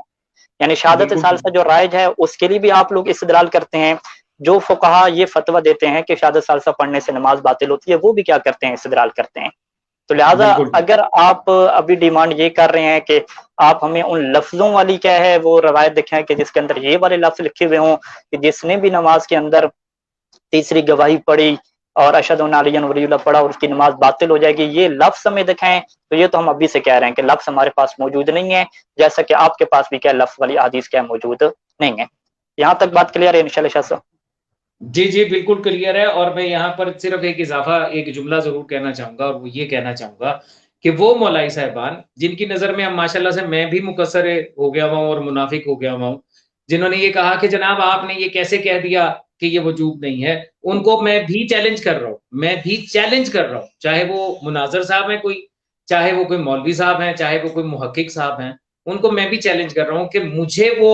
روایت ضرور دکھائیے, کیونکہ میں یہاں تک تو پہلے ہی تسلیم کر رہا ہوں اور یہ میں کہہ رہا ہوں کہ یہ گواہی دی جا سکتی ہے. میں جو کہتے ہیں کہ باطل ہوتی ہے میں ان سے مباحثے بھی کر رہا ہوں. میرا عقیدہ جو ہے وہ میرا خیال ہے کسی کو اس میں شک نہیں ہونا چاہیے کہ کم از کم میرے عقیدے کے مطابق اس گواہی سے نماز ابطال کے چکر میں نہیں آتی, ابطال نہیں ہوتی. ہاں وجوب کے اوپر قائل کرنے کے لیے چاہے وہ اظہر حیدری صاحب ہیں, چاہے وہ کوئی علوی صاحب ہیں, چاہے وہ کوئی محقق صاحب ہیں, چاہے وہ کوئی نقوی صاحب ہیں, جو بھی ہیں جو یہ سمجھتے ہیں کہ وہ اس دور غیبت کبریٰ میں اس گواہی کو نماز میں واجب بزبان معصوم دکھا سکتے ہیں تو بسم اللہ کریں, میرے سامنے بھی پیش کریں, آپ کے تقیہ ہاشمی کے سامنے بھی پیش کریں اور ہمیں قائل کریں دلیل کے ساتھ, بجائے اس کے کہ آپ صرف جذباتی تقاریر کر کے اور وہ استدلال کے جو طریقہ کار ہے ان کے مطابق کر کے آپ یہ کہیں کہ دیکھیں جی چونکہ یہاں پہ لکھا ہوا تو اور یہاں پہ یہ ہے اور یہاں پہ یہ ہے اور یہ واجب ہے تو اس لیے یہاں پہ بھی واجب ہے. جب بات آپ علمی بحث کی کرتے ہیں تو موضوع کے عنوان کے ساتھ گفتگو ہوتی ہے, دلیل جو ہے وہ مطابق موضوع دی جاتی ہے. مولا امیر کائنات علیہ السلام کی ولایت کا کوئی بھی منکر نہیں ہے, بڑے سے بڑا مقصر بھی ممکن نہیں ہے کہ وہ یہ کہے کہ میں مولا امیر کائنات کو ولی نہیں مانتا. آج تو اہل سنت جو ہیں وہ باغ توحل کہہ رہے ہیں کہ مولا امیر کائنات کو ہم مولا کہتے ہیں. وہ مولا علی طارق جمیل جیسا بندہ جو ہے وہ یہ کہتا ہے کہ حضرت علی علیہ السلام نہیں کہنا چاہیے, مولا علی علیہ السلام کہنا چاہیے, کیونکہ رسول نے کہا ہے کہ جس کا میں مولا ہوں اس کا علی مولا. تو یہ اقرار تو ساری دنیا کر رہی ہے. ٹھیک ہے, کوئی بندہ آپ کو نہیں ملے گا جو یہ کہے گا کہ میں مولا میرے کائنات کو مولا نہیں مانتا. ایسا کوئی آپ کو اپنوں میں کیا غیر میں بھی نہیں ملے گا. لیکن بات سپیسیفک یہ ہے کہ نماز کے تشہد میں کیا مولا نے اس گواہی کو واجب قرار دیا ہے؟ نماز کے تشہد میں سپیسیفکلی بات ہے کہ اگر نہیں دو گے تو تمہاری نماز باطل ہو جائے گی. اگر ایسی کوئی آپ کے پاس دلیل ہے تو میں حاضر ہوں مجھے وہ دلیل جو ہے وہ ضرور دکھائیے، اور آپ یقین کیجئے گا کہ اس پر ایمان لانے والوں میں سے میں پہلا شخص ہوں گا جب وہ میرے سامنے پیش کی جائے گی۔ جی بہت شکریہ۔ تو ابھی جو ہے وہ ہم چلتے ہیں کہ وہ کون سی ایسی روایات ہیں کہ جن سے یہ استدلال کیا گیا ہے کہ اگر آپ نماز کے اندر تیسری گواہی پڑھیں گے اشہد ان علی ولی اللہ کی شکل میں یا کسی بھی شکل میں، تو آپ کی نماز کیا ہو جائے گی؟ باطل ہو جائے گی۔ اس استدلال کی طرف آتے ہیں۔ وہ استدلال ہم پہلے بھی پیش کرتے رہے ہیں، اگرچہ وہ اس کو واضح کیا نہیں کر پائے۔ وہ استدلال کیا ہے کہ جس طرح سے جو ہے وہ علامہ مسیل رحمہ بہار الانوار میں جو ہے وہ لکھتے ہیں اذان اور اقامت کے باب میں، کہ اذان اور اقامت میں جو ہے وہ ہمیں علی ولی اللہ کی جو روایات ہیں وہ ہم تک نہیں پہنچیں کہ جس کے اندر یہ کہا گیا ہو کہ اذان کے اندر آپ نے اشہد ان علی ولی اللہ کی گواہی کہہ دینی ہے۔ لیکن اس کے باوجود وہ کہتے ہیں کہ اگر کوئی مؤذن یا اقامت کہنے والا علی ولی اللہ کی گواہی دیتا ہے اذان میں، اور اس کی جو نیت ہے وہ جز کی نیت نہیں ہے، اس کی نیت کیا ہے کہ وہ برکت کی نیت سے دے رہا ہے، تو وہ گناہ گار نہیں ہوگا۔ اس کی پھر وہ جو وجہ بیان کرتے ہیں، اس کی یہ وجہ بیان کرتے ہیں، اس کہتے ہیں کہ اس کی وجہ یہ ہے کہ ہمارے جو اصحاب ہیں اور جو روایات اہل بیت علیہم السلام ہم تک پہنچی ہیں، اس میں یہ بات واضح طور پہ لکھی ہوئی ہے کہ اذان کے دوران کلام دینے کی اہل بیت علیہم السلام نے اجازت دی ہے کہ اذان کے دوران آپ کوئی بھی کہہ کلام کر سکتے ہیں۔ میں نے یہ لیپ ٹاپ میں کتاب بھی کھولی ہوئی ہے، میں اس کا دکھا دوں شاہ صاحب یا آگے چلتے جائیں اس طرح؟ میں کیا نہیں، کہتے دکھا دیجیے، ہیں؟ دکھا دوں؟ مجھے کوئی جلدی نہیں ہے۔ ہاں یعنی بات لمبی نہ ہو جائے، میں کہتا ہوں چلے میں اسکرین شیئر کر رہا ہوں۔ بس یہ اسٹریم یارڈ کی یہی سہولت ہے کہ روایت وغیرہ ہو تو وہ بندہ دستی دیکھ لیتا ہے، یعنی عوام کو بھی دکھا سکتے ہیں۔ اچھا یہ بہار الانوار ہے ہمارے پاس، یہ اس کی جو ہے وہ احیاء تراث عربی ہے، اور 81 نمبر کا جلد ہے۔ کتاب الصلاۃ میں آپ چلے جائیں، آج کل سافٹ ویئر ہیں، آپ سرچ بھی کر سکتے ہیں۔ وہاں پہ جو ہے وہ اذان اور اقامت کی جب بحث کرتے ہیں تو یہاں پہ جو ہے وہ مختلف عبارتیں علماء کی نقل کرنے کے بعد، ہاں ایک روایت جو احتجاج کی مشہور روایت ہے، جو ہماری بھی عوام کی قید عام ہے، کہ جب راوی نے آ کے یہ کہا تھا کہ جی لوگ تو آج کل یوں پڑھ رہے ہیں، وہ کیسے پڑھ رہے ہیں؟ وہ کہتے ہیں کہ لوگ یوں پڑھ رہے ہیں اور یہ سمجھتے ہیں کہ بھئی عرش کے اوپر یہ لکھا ہوا ہے کہ لا الہ الا اللہ محمد رسول اللہ ابو بکر الصدیق کو، یہ لکھا ہوا ہے عرش کے اوپر۔ تو پھر امام علیہ السلام نے اسے جواب دیا کہ سبحان اللہ غیر کل شیء، ٹھیک ہے، انہوں نے ہر چیز تبدیل کر دی، عرش کے اوپر یہ تھوڑی لکھا ہوا ہے کہ لا الہ الا اللہ محمد رسول اللہ ابو بکر صدیق۔ پھر امام نے جو ہے وہ ذکر کیا کہ جب اللہ نے عرش کو پیدا فرمایا تھا تو وہاں پہ یہ لکھا ہوا تھا کہ لا الہ الا اللہ محمد رسول اللہ علی امیر المومنین۔ پھر امام نے فرمایا کہ نہ فقط عرش پہ یہ لکھا ہوا تھا، بلکہ جب پانی کو پیدا کیا، کرسی کو پیدا کیا، لوح کو، حضرت اسرافیل کی پیشانی کو، جناب جبرائیل کے پروں کو، زمین اور آسمان کو، پہاڑوں کی چوٹیوں کو، سورج اور چاند کو، ہر جگہ پہ جو ہے وہ یہی عبارت لکھی ہوئی ہے لا الہ الا اللہ محمد رسول اللہ امیر المومنین، نہ کہ یہ لکھا ہوا ہے کہ لا الہ الا اللہ محمد رسول اللہ ابو بکر الصدیق۔ پھر امام نے فرمایا کہ فاذا قال احدکم لا الہ الا اللہ محمد رسول اللہ فلیقل علی امیر المومنین۔ دیکھو آج کے بعد اگر تم یہ کہنا نا کہ لا الہ الا اللہ محمد رسول اللہ، تو یہ پھر نہیں کہنا کہ ابو بکر الصدیق، بلکہ یہ کہنا ہے کہ علی امیر المؤمنین۔ پھر یہ روایت نقل کرنے کے بعد جو ہے وہ جو معراج کی روایت ہے، علامہ شیخ رحمہ یہ فرماتے ہیں کہ یہ روایت جو ہے وہ دلالت کرتی ہے کہ اذان میں آپ جو ہے وہ یہ والی گواہیاں پڑھ سکتے ہیں، ٹھیک ہے۔ اس کی وجہ کیا ہے؟ یوں کر کے بیان کرتے ہیں، یہ عبارت اگر میرا کرسل شو ہو رہا ہو کہ لو قالہ المؤذن او المقیم لا بقصد الجزیہ، کہ اگر ایک اذان دینے والا یا اقامت پڑھنے والا اس گواہی کو دیتا ہے علی امیر المؤمنین کو، لیکن لا بقصد الجزیہ، جز کا قصد نہیں کرتا۔ جز کا قصد کیا مطلب؟ یعنی واجب نہیں سمجھتا، بل بقصد البرکت، برکت کی نیت سے کہ ایک علی امیر المؤمنین کا نام لینا ویسے ثواب ہے، برکت ہوتی ہے اس سے، اس میں کس کو شک ہے؟ برکت کی نیت سے یہ نام لیتا ہے تو لم یکن آثما، وہ گناہ گار نہیں ہوگا۔ یعنی ایک آپ اس کے اوپر یہ نہیں کہیں گے کہ اس نے اللہ کی جو اذان تھی اس کے اوپر اضافہ کر دیا، نہیں، وہ گناہ گار نہیں ہوگا، کیونکہ وہ واجب سمجھ کے نہیں دے رہا، وہ برکت کی نیت سے دے رہا ہے۔ اب گناہ گار کیوں نہیں ہو رہا ہے؟ اس کی دلیل کیا ہے کہ فإن القوم جوزوا الکلام فی اثناء ما مطلقا، کیونکہ جو قوم ہے، قوم سے مراد اپنے اصحاب لیتے تھے کہ ہمارے اصحاب جو ہے وہ اس چیز کو جائز قرار دیتے ہیں روایات اہل بیت علیہ السلام کے مطابق یقیناً، کہ اذان اور اقامت کے درمیان میں کلام کیا جائز ہے، ٹھیک ہے، یعنی امیر المؤمنین کی گواہی دینا کلام ہے، اور یہ کلام چونکہ اصحاب نے جو ہے وہ اذان اور اقامت کے اندر جائز قرار دیا ہے، تو لہٰذا اسی وجہ سے جو ہے وہ علامہ وشیل رحمہ فرماتے ہیں کہ یہ والا جو کلام پڑھنا ہے اذان کے دوران، اس میں کوئی ایشو کیا ہے نہیں ہونا چاہیے۔ اب وہ روایات ہمارے پاس کون سی ہیں کہ جن کے اندر یہ کہا گیا ہے کہ آپ اذان اور اقامت کے اندر جو ہے وہ کلام کر سکتے ہیں؟ تو یہ جو یہ میرے روایت پاس معذرت کے ساتھ تکی، یہ جو روایت آپ پڑھ رہے ہیں اس کا آخری جملہ جو ہے وہ آپ مس کر گئے ہیں کہ وہ ھذا من اشرف ہاں، العدیہ ھذا من اشرف الادیت والاذکار، کہ یہ جو والد۔ دعا، یہ جو علی امیر اللہ کی جو آپ پڑھ رہے ہیں، یہ اشرف ادعیہ، یہ بہترین دعاؤں میں سے ایک دعا ہے، اور اور اذکار میں سے بہترین کیا ذکر میں بہترین سے ذکر ایک ہے۔ جی، بہترین دعا ہے اور بہترین کیا ذکر میں سے، یہ میں جی، ہائی لائٹ کر دوں، ٹھیک ہو گیا جی۔ یعنی انہوں نے روایت کے آخر میں اس بات کا ایک جو ہے وہ یہ بھی تذکرہ کر دیا کہ تمام دعاؤں میں سے بہترین دعا بھی یہی ہے اور تمام اذکار میں سے بہترین ذکر بھی یہی ہے۔ جی بالکل، اسی وجہ سے ہمارے فقہا یہ فرماتے ہیں کہ اگر آپ دعا کے لیے، دعا کے اندر یوں پڑھتے ہیں کہ اللہم اجعلنی من المتمسکین بعلی ابن ابی طالب، یوں کر کے دعا مانگ کے پڑھتے ہیں تو یہ آپ نماز کے دوران پڑھ سکتے ہیں، اس میں کوئی ایشو نہیں ہے۔ یا جو ہے وہ اللہ کا ذکر کرتے ہوئے پڑھتے ہیں کہ الحمدللہ الذی جعلنی من المتمسکین بعلی ابن ابی طالب، تو آپ یوں بھی کہہ کر کے پڑھ سکتے ہیں، اس میں کیا کوئی ایشو نہیں ہے اور کوئی کیا مشکل نہیں ہے۔ اور اسی وجہ سے جی میں اچھا آپ کو واقعہ بتاؤں، حسین کاظمی صاحب، پاکستان میں ایک جگہ تبلیغ پہ تھا، اور وہ علاقہ بھی کیا ہے، سرگودے کا کسی گاؤں تھا سرگودا کا، تو وہاں پہ جو ہے وہ مسجد میں کچھ نوجوان نہیں آ رہے تھے، تو میں نے پوچھا کہ آپ کیوں نہیں مسجد میں آتے؟ انہوں نے کہا ہے کہ چونکہ یہاں پہ جو ہے وہ مولا علی کا نام جو ہے وہ نماز کے اندر نہیں آتا، ہم اس وجہ سے نہیں آتے۔ میں نے کہا کس نے کہا کہ مولا علی کا نام نماز کے اندر نہیں آ سکتا؟ تو میں نے کہا کہ اگلے جمعے کو آپ آئیے گا، یعنی کل جمعہ تھا، تو آپ دیکھیے گا کہ نماز کے اندر جو ہے وہ علی علیہ السلام کا نام فقط نہیں آئے گا بلکہ پنجتن پاک کا نام بھی آئے گا۔ تو وہ لوگ سارے آگے نوجوان، کیونکہ ان سے میں نے چیلنج کر دیا تھا کہ بھئی آپ آنا، اور یہ میری گارنٹی ہے کہ جو ہے وہ نام آئے گا، مولا علی کا نام بھی آئے گا، امام حسن حسین کا بھی۔ تو جب نماز جمعہ جو ہے وہ شروع کی تو اس وقت دعائے قنوت میں جو ہے وہ میں نے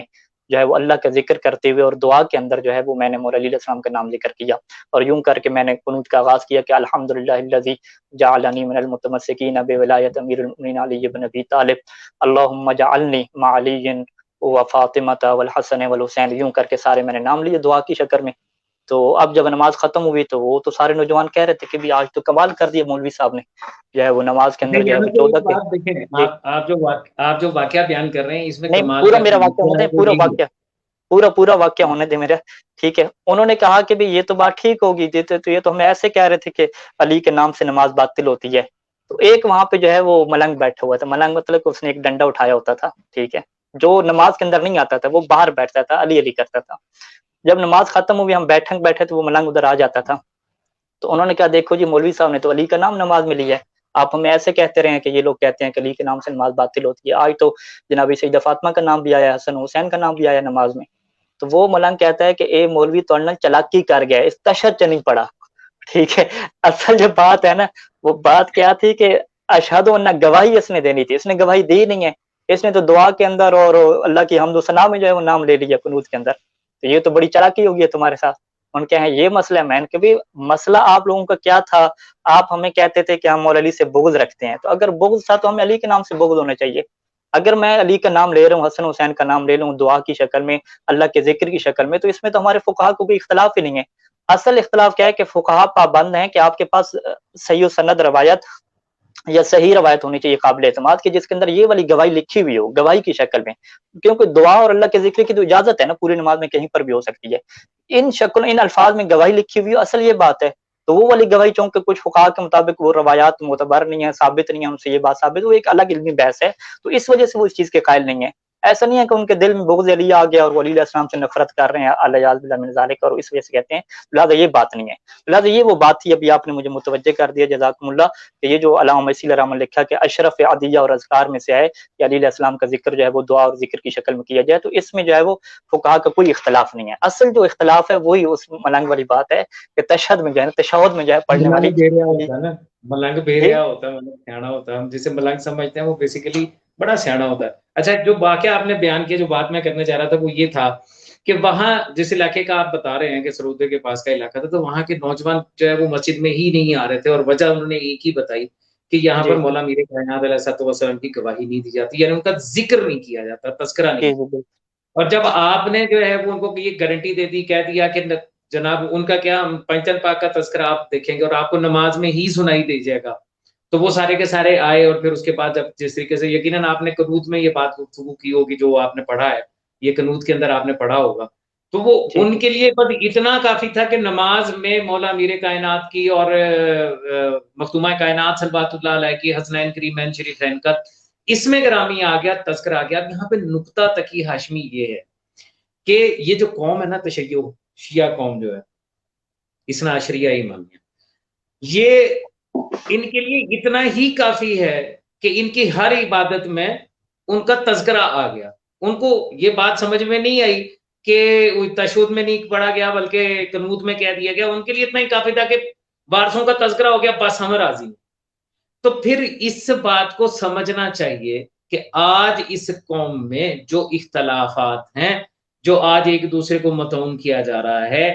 جو شدت پسندی آئی ہے، وہ اس کی بنیادی وجہ یہ ہے کہ جو حل آپ نے تقی ہاشمی نکالا نماز میں پڑھتے ہوئے اور قنوت میں تذکرہ کر کے ان لوگوں کے قلوب کو خوشی میسر کر دی،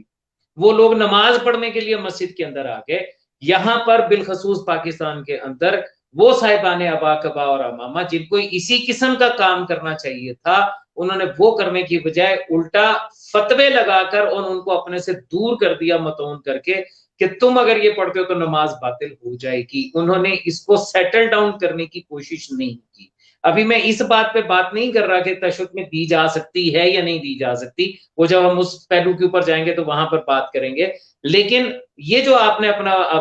فیل بتایا ہے اور جس کے ذریعے وہ لوگ اس بات پہ خوش ہو گئے کہ ہم نے نماز میں ہاتھ اٹھا کے مولا امیر کائنات کا، مختومہ کائنات کا، مولا حسن مولا حسین بادشاہ کا اس میں گرامی جو ہے وہ اس میں مولد جو ہے وہ تلاوت کیا، ہماری نماز میں پنجن پاک تھے، یہ جو تسلی ان کو ملی، کیا یہ تسلی یا کیا یہ سکون، کیا یہ طریقہ کار وہ لوگ اختیار نہیں کر سکتے تھے جن کی وجہ سے آج بات اس نہج تک آ گئی کہ ایک غالی نصیری کہتا اور دوسرا حرامزادہ کہتا؟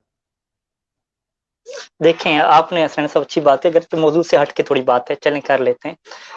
اب دیکھیں وہ جو نوجوان تھے نا، تقریباً 2-3 نوجوان تھے، وہ تو اس بات کے قائل ہو گئے، لیکن جو بعد میں ایک ملنگ تھا جو اثر نماز کو بھی کہتا تھا کہ مولا کی مقتل گاہ اس میں نے جانا ہی نہیں ہے، وہ پھر بھی قائل نہیں ہوا۔ وہ کہتا ہے کہ یہ تشہد میں نہیں پڑھ رہے، اس وجہ سے کیا ہے ہم ان کو نہیں مانتے، ٹھیک ہے۔ اور اس کے ساتھ جو 1-2 بندے تھے، اس کا ایک پیر بھی آ گیا بعد میں، ایک تفصیلی ڈیٹیل ہے، کبھی آپ کو میں اس علاقے کے حالات سنوں گا آپ حیران ہوں گے۔ تو وہ بندہ بھی کیا اس چیز کا، وہ آخر تک قائل نہیں ہو سکا، اس کے جو بندے تھے وہ بھی قائل نہیں ہو سکے، وہ کہتے ہیں نہیں یہ تشہد میں جو نہیں پڑھتے نا ہمارا مسئلہ ہے۔ تو یہ تو آپ اچھی بات کر رہے ہیں کہ اگر مومنین کو جو ہے وہ میں سید سیستانی کے فتاوی دکھاتا ہوں، فقہا کے فتاوی دکھاتا ہوں، بلکہ ایت الحافظ بشیر نجفی صاحب نے باقاعدہ لکھ کے ان کا فتویٰ پاکستان میں گیا ہے کہ آپ قنوت میں سجدے میں یوں آپ اہل بیت علیہ السلام کے نام لے کر یہ ذکر آپ کر سکتے ہیں، انہوں نے لکھ کے دیا، پھر بھی کیا لوگ ماننے کے لیے تیار نہیں ہے، ٹھیک ہے۔ میں آپ کو اپنے استاد کی بات بتاؤں کہ اسلام آباد میں ہم جامعۃ الکوثر میں تھے تو 40 یعنی چہلم امام حسین علیہ السلام کے موقع پر ہم نے پورا دستہ ایک ترتیب دیا، اور راولپنڈی جلوس میں جو ہے وہ ایک طلاب کا دستہ جو ماتمی تھا وہ گیا وہاں پہ ماتم کرنے کے لیے۔ تو اس دن مجھے کوئی کام پڑ گیا تو میں اپنا جو پیچھے ہمارا مدرسہ تھا وہاں پہ چلا گیا۔ تو اس ٹائم پہ قانون یہ ہوتا تھا کہ صبح 3-4 درس ہوتے تھے اور سیکنڈ ٹائم مجلس اور ماتم کا پروگرام ہوتا تھا، لیکن وہ چھٹی نہیں کرتے تھے، یعنی آدھی چھٹی ہوتی تھی، آدھی کیا عزاداری ہوتی تھی۔ تو میں گیا تو انہوں نے پوچھا بھائی ہاں بھائی آپ کے مدرسے نے پوری چھٹی کر دی آج، ٹھیک ہے۔ تو میں نے کہا وہ اصل میں یہ ہے کہ ہم نے ایک ماتمی دستہ ترتیب دیا ہے تو وہ جا رہا ہے راولپنڈی میں جلوس کے لیے، ماتم کے لیے جا رہے ہیں، ٹھیک ہے۔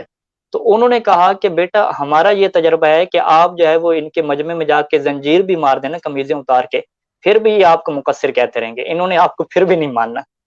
تو کچھ لوگ ایسے بھی ہیں کہ آپ ماتم کے سامنے کر رہے ہیں، زنجیر مار رہے ہیں، آپ نماز کے قنوت اور سجدے میں مولا کا نام لے رہے ہیں، آخر دم تک انہوں نے کہنا ہے، جس طرح وہ لوگ نہیں مانے تھے۔ اس گاؤں کا کوئی چک، مجھے نام بھول گیا کون سا چک نمبر تھا، وہ جو ان کا ملنگ اور الٹا گروپ تھا وہ آخر تک کسی بات پہ مصر رہا کہ نہیں آپ لوگ غلط ہو، آپ لوگ مولا علی کے دشمن ہو، آپ لوگ مقصر ہو، چونکہ آپ جو ہے تشہد میں نام نہیں لیتے۔ اسی طریقے سے وہ لوگ بھی کچھ لوگ ایسے ہیں، یعنی ایک گروپ ہے ایسا، لیکن آپ بات ٹھیک کر رہے ہیں کہ عمومی طور پہ ایک اچھا پیغام جائے گا۔ تو میں یہاں پہ اپنے پلیٹ فارم سے کہتا ہوں کہ حالات پاکستان میں جب اس نہج پہ پروپیگنڈا چل رہا ہے کہ یہ علی علیہ السلام کی نماز سے باطل سمجھتے ہیں، تو تمام جو صاحبان امامہ ہیں ان کی یہ ذمہ داری بنتی ہے کہ اس تہمت کو اٹھانے کے لیے کم از کم جو ہے وہ جو بھی نماز پڑھیں، خصوصاً جو جمعے اور عید کا بڑا اجتماع ہوتا ہے اس میں جو ہے وہ اہل بیت علیہ السلام کے نام 14 کے 14 نام پورے کہے، دعا میں اور ذکر کی شکل میں کہے، ضرور کہے وہ ذکر کریں، آخری سجدے میں بھی ذکر کریں، رکوع میں اور قنوت میں، ٹھیک ہے، اس کو پڑھیں، اور خصوصاً جو تشہد ہے، تشہد میں دعا کی شکل میں آپ پڑھیں اللہم صلی علی محمد وعلی محمد، اللہم صلی علی علی وعلی فاطمہ والحسن، یوں کر کے درود کے ساتھ جو ہے وہ دعا کی شکل میں پڑھیں پورا کا پورا. تو یہ ضرور انہیں پڑھنا چاہیے، تاکہ ایک قسم کا جو پڑھے لکھے لوگ ہیں ان کے ذہن میں یہ سوال آ جائے کہ مسئلہ جو ہے وہ مولا علی کے نام کا نہیں ہے، مسئلہ جو ہے وہ مولا کی اطاعت کا ہے، کہ ہر کوئی تلاش کر رہا ہے کہ مولا نے کیسے حکم دیا ہمیں نماز پڑھنے کا، تاکہ ہم اسی کے مطابق نماز پڑھیں، کیونکہ جو بندگی ہے میں اللہ نے کی، کم جو از کم عبادت ہے، اتنا یہ ہم نہیں بنا سکتے. کم از کم اتنا بھی کر لیں نا، جیسا آپ کہہ رہے ہیں کہ قنوت میں پڑھ لیں، آخری سجدے میں پڑھ لیں، یا اس کے بعد درود کے ساتھ یہ پڑھ لیں، تو اتنا بھی اگر یہ لوگ کر لیں تو کم از کم میں سمجھتا ہوں کہ کافی حد تک جو کشیدگی ہے وہ کم ہو جائے گی. اچھا، ویسے یہاں پہ ایک مزیدار بات یہ ہے کہ قنوت میں پڑھ لیں، آخری سجدے میں پڑھ لیں، درود کے ساتھ جو ہے وہ دعا کے طور پہ پڑھ لیں، ہر جگہ پہ پڑھ لیں، تشہد میں بس پڑھ، تشہد میں نہ پڑھیں، نہیں کیونکہ تشہد میں پڑھ سکتے ہیں، تشہد میں پڑھ لیں درود کی شکل میں. ابھی میں نے درود کی شکل میں کیسے تشہد میں پڑھا جائے گا؟ اللہم صلی علی محمد وعلی محمد وعلی علی وعلی فاطمہ وعلی الحسن، یوں کر کے درود، یعنی دعا اور جو اللہ کے ذکر کے اندر اس کو لے آنا ہے، اس کی ہر جگہ پہ ہاں اجازت تو موجود ابھی ہے، صحیح ابھی سے. کیونکہ ہاں ابھی چونکہ ہم تشہد کے اوپر وہ اس طریقے سے گفتگو نہیں کر رہے، تو اس لیے اس کو تو پینڈنگ کر لیتے ہیں، ابھی وہ جو دوسری بات چل رہی ہے اس کو ختم کرتے ہیں. کیونکہ میں نے اپنا جو لائیو، آپ نے میرا لائیو سیشن دیکھ لیا تھا جو میں نے آپ مجھ سے پوچھ رہے تھے، سنا بڑا گرمی سردی میں ہوا، بڑا جلال میں نہیں، وہ ہوا، تو سنا؟ میں نے نہیں دیکھا، بس تھوڑا سا چلا کے میں نے آگے کر کے دیکھے ایک دو جملے، پورا نہیں دیکھا میں اچھا، نے. تو اس میں بھی میں نے یہ بات کہی تھی. دیکھیں، تین بنیادی چیزیں، ہم موضوع کو سمیٹتے ہیں، کافی دیر ہوگی، تقریباً 1 گھنٹہ سے زیادہ ہو گیا لائیو سیشن کو اس کو، تو موضوع کی طرف چلتے ہیں بنیادی طور کے اوپر. میں نے اس میں 3 باتیں کہی ہیں بنیادی طور پہ، جو آخر میں نے کنکلوڈ کرتے ہوئے بھی میں نے اس بات کو دہرایا کہ تشہد میں مولا میر کائنات علیہ الصلوۃ والسلام کے اسم گرامی کی تلاوت، یعنی گواہی دینے کے بارے میں، ائمہ معصومین کی گواہی دینے کے بارے میں، قرآن حکیم کی آیت، یعنی وہ جو بڑی مشہور ہے سورہ اسراء کی آیت نمبر 110 لا تجہر بصلاتک والی، اور اس کی جو تفاسیر موجود ہیں، جو ہماری مشہور تفاسیر ہے، تفسیر میزان ہے، تفسیر قمی ہے، یا جس طرح کی دیگر ان کے اندر، یہاں تک کہ بصائر الدرجات تک جو ہے وہ اس کی تفسیر میں جو ہے وہ یہی بات جو ہے لکھی ہوئی ہے کہ یہ ولایت امیر کائنات کے بارے میں بھی. ہم نے آیت اور اس سے ریلیٹڈ تفاسیر معصومین پر بشکل احادیث معصومین ہمارے پاس موجود، اس کی صحت سند یہ وہ، اس کو ابھی ایک سائڈ کے اوپر میں رکھ کے میں ویسے آپ کو جنرل بات کر رہا ہوں. دوسری چیز، وہ احادیث موجود ہے جس میں تشہد کی عبارت موجود ہے، جس میں وہ نعم الرب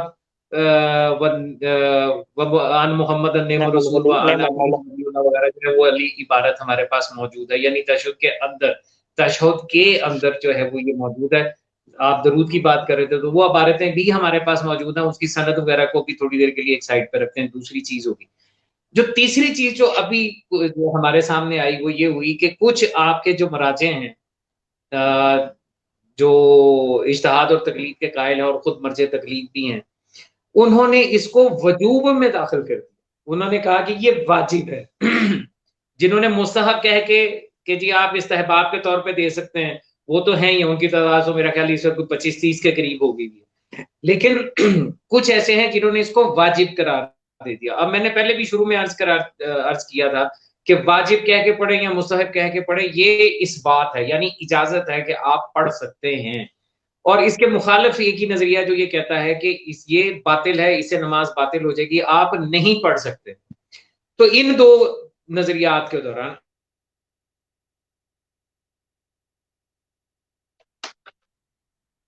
پھر نیٹ کا مسئلہ بن گیا، نیٹ پھر پرابلم کر گیا کاظمی صاحب کی. چلیں میں کامنٹس وغیرہ دیکھ لیتا ہوں.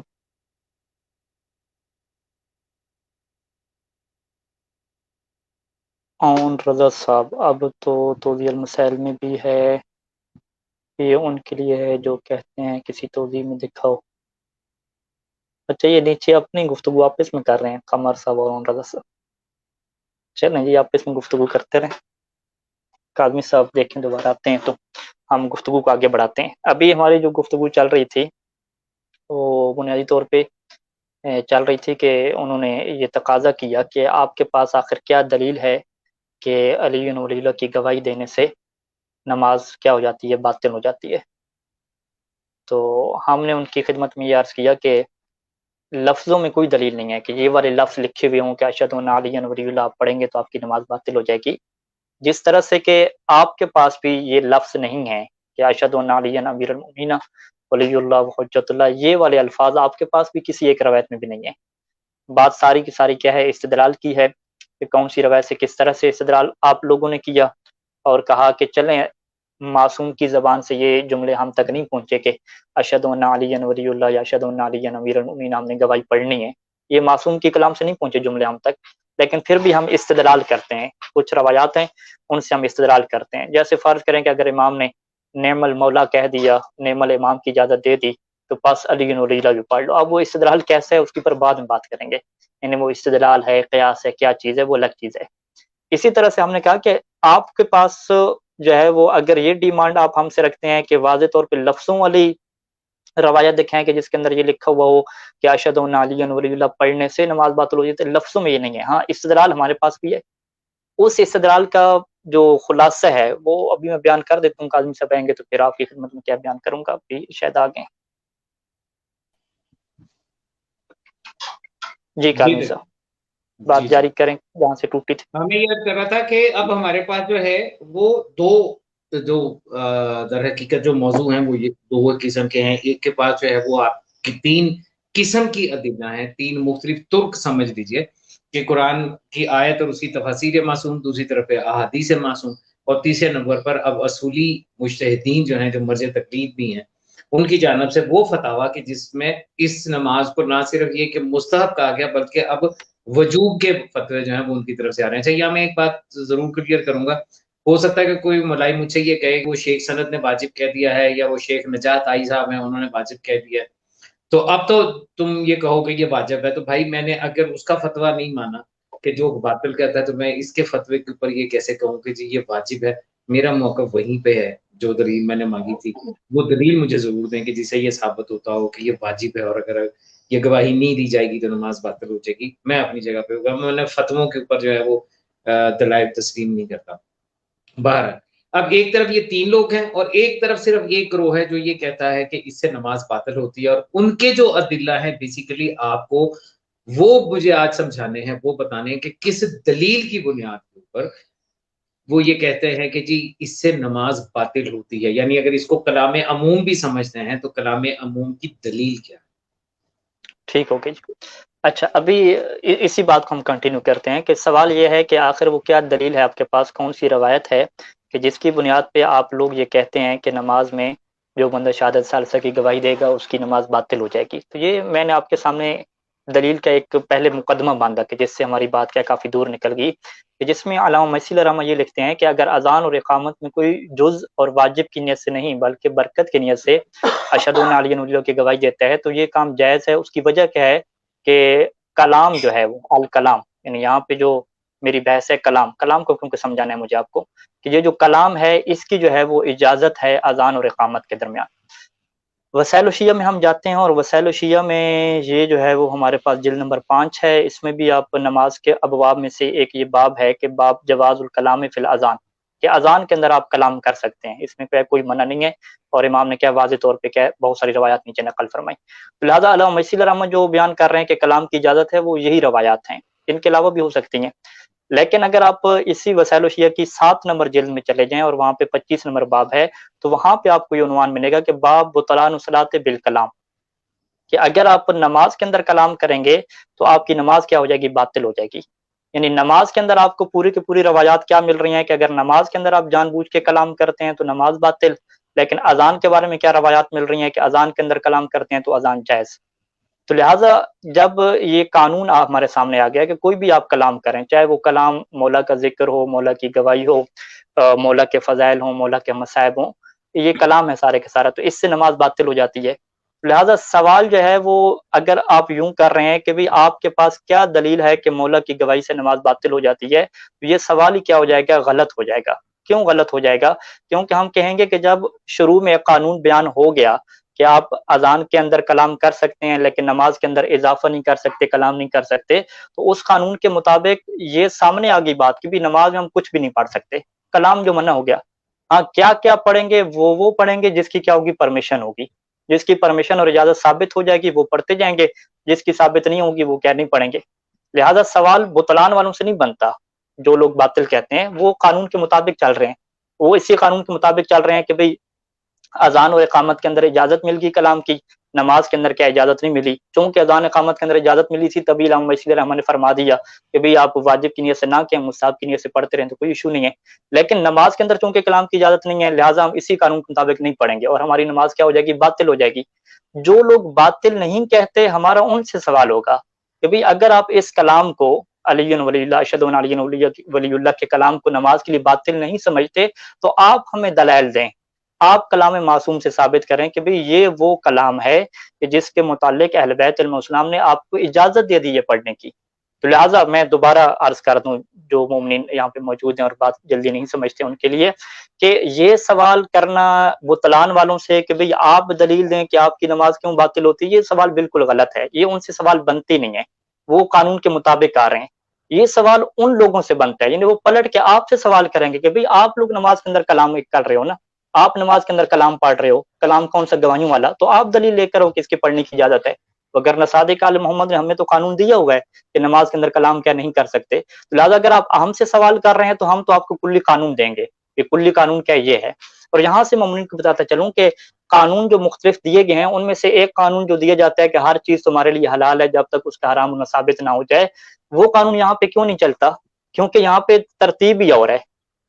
کیونکہ یہ عبادت کا مسئلہ ہے اور یہاں پہ ہم ایک اصطلاح استعمال کرتے ہیں، عبادت توقیفی ہوتی ہے، یعنی عبادت وہ ہوتی ہے کہ جو امام کے کہنے پہ اور ان کے طریقے اور ان کی اجازت کے ساتھ ہی آپ بنا سکتے ہیں، اس میں آپ ذاتی قیاس یا ذاتی رائے وغیرہ کو استعمال نہیں کر سکتے، اپنی خواہش اور تمنا کو استعمال نہیں کر سکتے۔ تو یہاں پہ یہ قانون چلتے نہیں ہے کیونکہ یہاں پہ اہل بیت علیہ السلام نے سیدھی پابندی لگا دی، بھئی آپ نماز کے اندر کلام نہیں کر سکتے، ہم نے منع فرما دیا، جس کی ہم اجازت دیتے جائیں گے، جیسے ہم نے دعا کی آپ کو اجازت دے دی، قرآن کی تلاوت کی ہم نے آپ کو اجازت دے دی، اللہ کا ذکر کرنے کی ہم نے آپ کو اجازت دے دی، تو وہ آپ کرتے رہو، لیکن جہاں پہ ہم اجازت نہیں دیں گے یا ہماری طرف سے کچھ چیز صادر نہیں ہوگی تو ہم نے آپ کو کلی قانون دے رکھا ہے کہ بھئی کلام نماز میں نہیں کرنی۔ تو لہٰذا خلاصہ کلام کیا ہوا کہ آپ یہ جو سوال پوچھتے ہیں کہ بھئی آپ کی کیا دلیل ہے کہ نماز کے اندر یہ والا کلام اشہد ان علی ولی اللہ کریں گے تو نماز باطل ہو جائے گی، ہم کہیں گے ہمیں کسی چیز کی دلیل کی ضرورت نہیں ہے، ہمارے پاس کلی قانون ہی کافی ہے،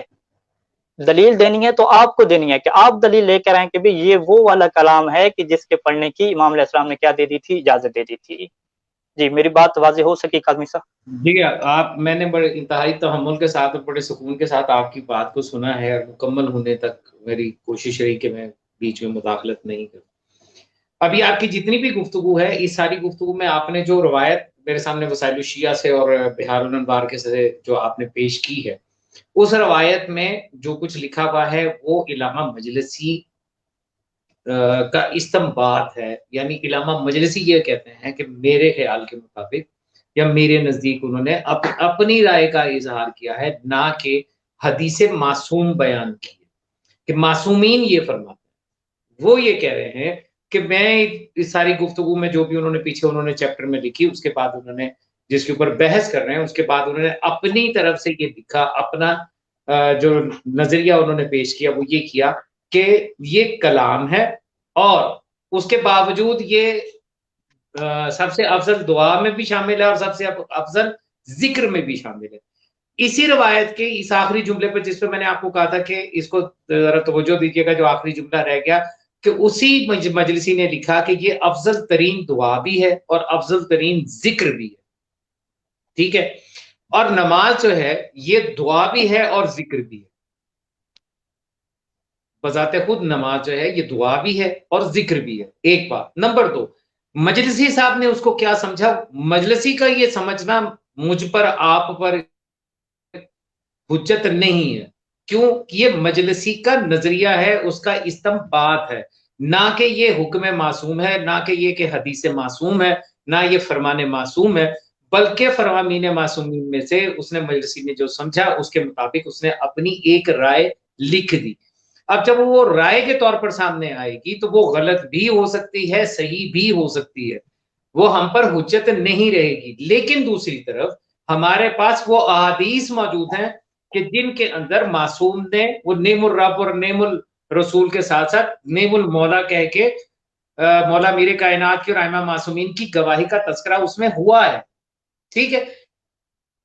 جس کو یہ کہا جاتا ہے کہ ان کی اسناد جو ہے وہ ضعیف ہیں، اس کی سند صحیح نہیں ہے یا فلاں نہیں ہے وہ نہیں ہے، حالانکہ اچھا ایک تقی ہاشمی مجھے ایک بات جو ہے وہ میں باقی سننے والوں کے سمجھانے کے لیے بھی آپ سے کرنا چاہ رہا ہوں، ذرا یہ بھی کلیئر کر دیجئے گا کہ علم الرجال جس میں راویان حدیث کے اوپر بحث کی جاتی ہے، وہ علم الرجال کے تحت جب آپ کسی حدیث کی سند کو چیک کر لیتے ہیں اور اس میں موجود جتنے بھی راوی ہیں ان کو سکہ بھی اگر آپ تسلیم کر لیں گے وہ سارے کے سارے سکہ ہیں، تو کیا اس کے باوجود جو روایت کے اندر متن ہے اس کو بغیر تحقیق کے، بغیر قرآن اور درایت کے اوپر پرکھے منوان تسلیم کر لیتے ہیں، یا اس کے بعد پھر بھی متن کے اوپر تحقیق ہوتی ہے؟ نہیں، متن کے اوپر تحقیق اہم ہے. جو فقہا بھی علم رجال اور سند کو مانتے ہیں بالآخر وہ متن کو لے کر آتے ہیں. وہ کہتے ہیں کہ جو متن قرآن اور حدیث کے مطابق ہوگا ہم بالآخر اسی کو لیں گے، جو قرآن اور حدیث کے خلاف ہو جائے گا اس کو ہم نہیں لیں اللہ گے. آپ کو بھلا کرے، اللہ آپ کا بھلا کرے. یعنی علم الرجال جو ہے اس کے ذریعے اگر تمام راوی سکہ ہوں، سند بالکل ٹھیک ہو، تو یہ ایک اضافی اطمینان ہے کہ جس کے ذریعے ہمیں یہ تھوڑا سا اطمینان حاصل ہوتا ہے کہ اب ہم جو حدیث پڑھنے جا رہے ہیں اس کا متن جو ہے وہ موثق ہو سکتا ہے، سکہ ہو سکتا ہے، اس کے اوپر اعتبار کیا جا سکتا ہے کیونکہ سارے راوی جو ہیں یہ سکہ ہے اس کے اندر. اس کے علاوہ جو ہے وہ سند کا اور کوئی کام اس میں نہیں رہتا ہے. ایسا ہی ہے؟ جی بالکل، اگر قرآن سے تائید مل جائے تو سند کی ضرورت ہی نہیں پڑتی. قرآن میں وہی چیز اللہ آپ کا لکھی ہوئی ہو، روایت میں بھی لکھی ہو. سند کی جب ضرورت یہ وہاں طے پہ ہو آتی گیا، ہے کہ جب قرآن وغیرہ میں کچھ نہ ہو، اور پھر ہم کہیں گے کہ بھئی کم از کم قابل اعتماد راوی تو آپ کو بات کہیں، ان کی بات مانو. ٹھیک ہو گیا. یعنی یہ طے ہو گیا کہ جو متن حدیث ہے اس کی تصدیق قرآن کے ذریعے ہونی ضروری ہے، درایت کے ذریعے ہونا ضروری ہے، اور یہی سرکار صادق علیہ محمد کا فرمان بھی ہے. اچھا اب ایک سوال اور میں کرنا چاہتا ہوں، جو کہ آپ حوزہ علمیہ میں بیٹھے ہیں اور ماشاءاللہ پیچھے اتنی کتابیں کہ ان کا عشر اشید میرے پاس نہیں ہے. وہ شباز میں بھی یہ مجھے اکثر تانے مارتا ہے چھوٹی لائبریری کے، تو وہ یہ بھی میری کتابوں نہیں ہے، والی یہ لائبریری میں تھی. لائبریری جو ہارڈ کاپی ہے وہ واقعی چھوٹی ہے میرے پاس، لیکن لیپ ٹاپ میں کافی ساری کتابیں ہیں. بہرحال مجھے یہ بتائیے گا کہ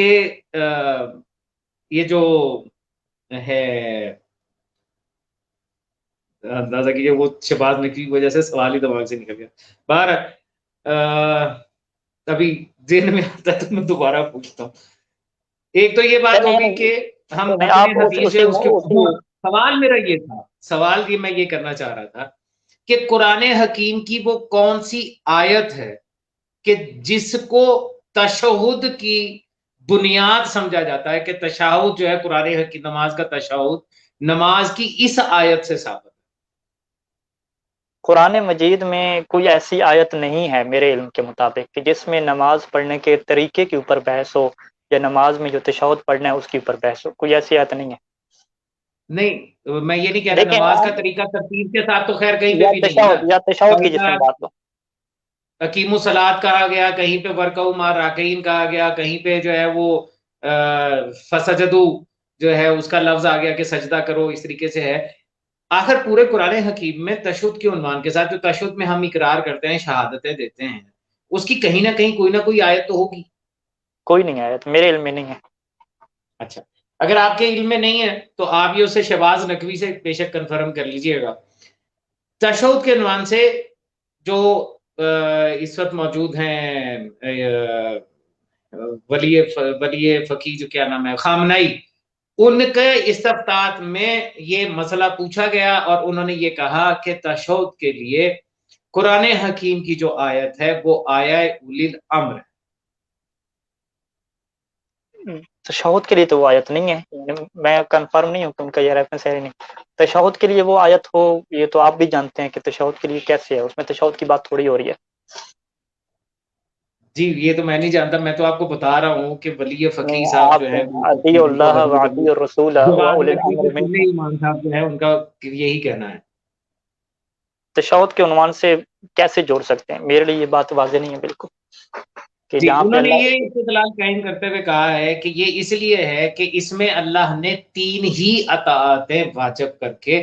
اور ہم جب تشہد پڑھتے ہیں تو دراصل ہم ان اطاعتوں کا اقرار کرتے ہیں کہ ہم نے ان 3 اطاعتوں کو اپنے اوپر واجب قرار دیا ہے، ہم انہی 3 اطاعتوں کے اوپر چل رہے ہیں. اس لیے جب کہا جاتا ہے اطیعوا اللہ تو ہم کہتے ہیں اشہد ان لا الہ الا اللہ، میں گواہی دیتا ہوں کہ اللہ کے علاوہ جو ہے وہ اور کوئی معبود نہیں ہے. اور جب کہا گیا اطیعوا رسول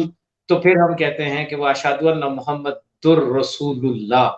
اور پھر جب اولی الامر کی بات آتی ہے تو وہاں پھر آ کے جو ہے نا وہ پھر تھوڑی سی ٹریک چینج ہو جاتا ہے کہ پہلی دونوں جو ہے وہ عطیو اور عطیو کے ساتھ تو ثابت ہو رہی ہیں نماز کے تہجد میں، لیکن جب اولی الامر کی بات آتی ہے تو وہاں پہ آ کے وہ کہتے ہیں کہ یہاں پر مولا میر کائنات کی گواہی جو ہے وہ ثابت نہیں ہوتی. لیکن سوال میرا یہی ہے آپ سے، بے شک مجھے کوئی جلدی نہیں ہے، اگلے جو سیشن اگلی اتوار کو یا اس کے علاوہ جب کبھی بھی موقع ملا اس وقت تک آپ ذرا تحقیق تو فرمائیں، اپنے جو مرجع تقلید ہیں ان سے سوال تو کریں کہ نماز میں جو تشہد پڑھا جاتا ہے اس کی قرآن حکیم کی کس آیت سے اس کو استدلال کیا جاتا ہے، یعنی کس آیت سے یہ لیا گیا ہے. ذرا پوچھیے گا تو صحیح، ذرا میرے علم میں بھی اضافہ ہو جائے گا، کوئی اور صاحب بھی کچھ کہتے ہیں نہیں کہتے. جی بالکل، یہ دیکھیں یہ بات کی باتیں ہیں، بعد میں جب آپ ان چیزوں کو لے کر آئیں گے تو ایک ایک ہم ڈسکس کریں گے. پہلے جو ہمارا سوال تھا، مرکزی سوال تھا، اس کے اوپر آپ نے ابھی تک کچھ جو ہے وہ ظاہر نہیں فرمایا. مرکزی سوال یہ تھا کہ جو لوگ نماز کو باطل کہتے ہیں اس شہادت ثالثہ کی وجہ سے، ان سے سوال نہیں بنتا، وہ مولا کے قانون کے مطابق ہیں. سوال ان لوگوں سے بنتا ہے کہ جو اسے باطل نہیں کہتے اور اسے مستحب کہتے ہیں، ان سے سوال بنتا ہے کہ آپ ثابت کریں قرآن کی آیات سے اور روایات سے کہ یہ گواہی دینا درست ہے. تو پھر آپ شروع ہو جائیں کو سورہ اسراء کی 110 نمبر آیات، فلاں آیات فلاں آیات، ایک ایک کر کے ثابت کرتے جائیں. پھر ہم دیکھ لیتے ہیں کہ کیا ثابت ہوا یا ثابت نہیں ہوا. اگر ثابت نہیں ہوا تو پھر ہم امام کے قانون کی طرف واپس آ جائیں گے کہ بھی کلام کیا ہے، نماز میں منع ہے. اگر ثابت ہو گیا تو پھر مولا کے قانون کے لیے کیا بن جائے گا، ایک استثنائی آپ مورد نے بن جائے گا، خصوصی طور پہ اس آپ کی نے اصل میں پرمیشن مل جائے گی. آپ نے اصل میں تکی توجہ نہیں فرمائی. میں نے یہ جو دو باتیں کہی ہیں یہ دونوں باتیں آپ کے اسی سوال کے جواب میں تھیں کہ جس میں آپ یہ کہہ رہے ہیں کہ یہ سوال جو ہے ان سے نہیں بنتا جو باطل کہتے ہیں، بلکہ ان سے بنتا ہے جو یہ کہتے ہیں کہ یہ گواہی دی جا سکتی ہے. تو میں نے یہ جو دو باتیں کہی ہیں ان دونوں باتوں کا تعلق دراصل آپ کے اسی سوال کے ساتھ ہے کہ اگر علامہ مجلسی نے اس کو لکھا ہے کہ یہ کلام ہے تو یہ علامہ مجلسی کی ذاتی رائے ہے، معصوم کا فرمان نہیں ہے کہ نہیں، جس کو انہوں نے مینو فرمان کوٹ انڈرسٹینڈ کیا کیا جائے گا. دیکھیں، انہوں نے اب اگر فرمان وہ یہ کوٹ کیا. فرما رہے ہیں کہ یہ کلام ہے تو اس کو کلام کے لفظ کو پکڑ کے آپ نے یہ کہہ دیا کہ یہ کلام ہے، جبکہ پوری کی پوری نماز بھی کلام ہے. پھر آپ یہ اس میں تخصیص کرتے ہیں کہ یہ کلام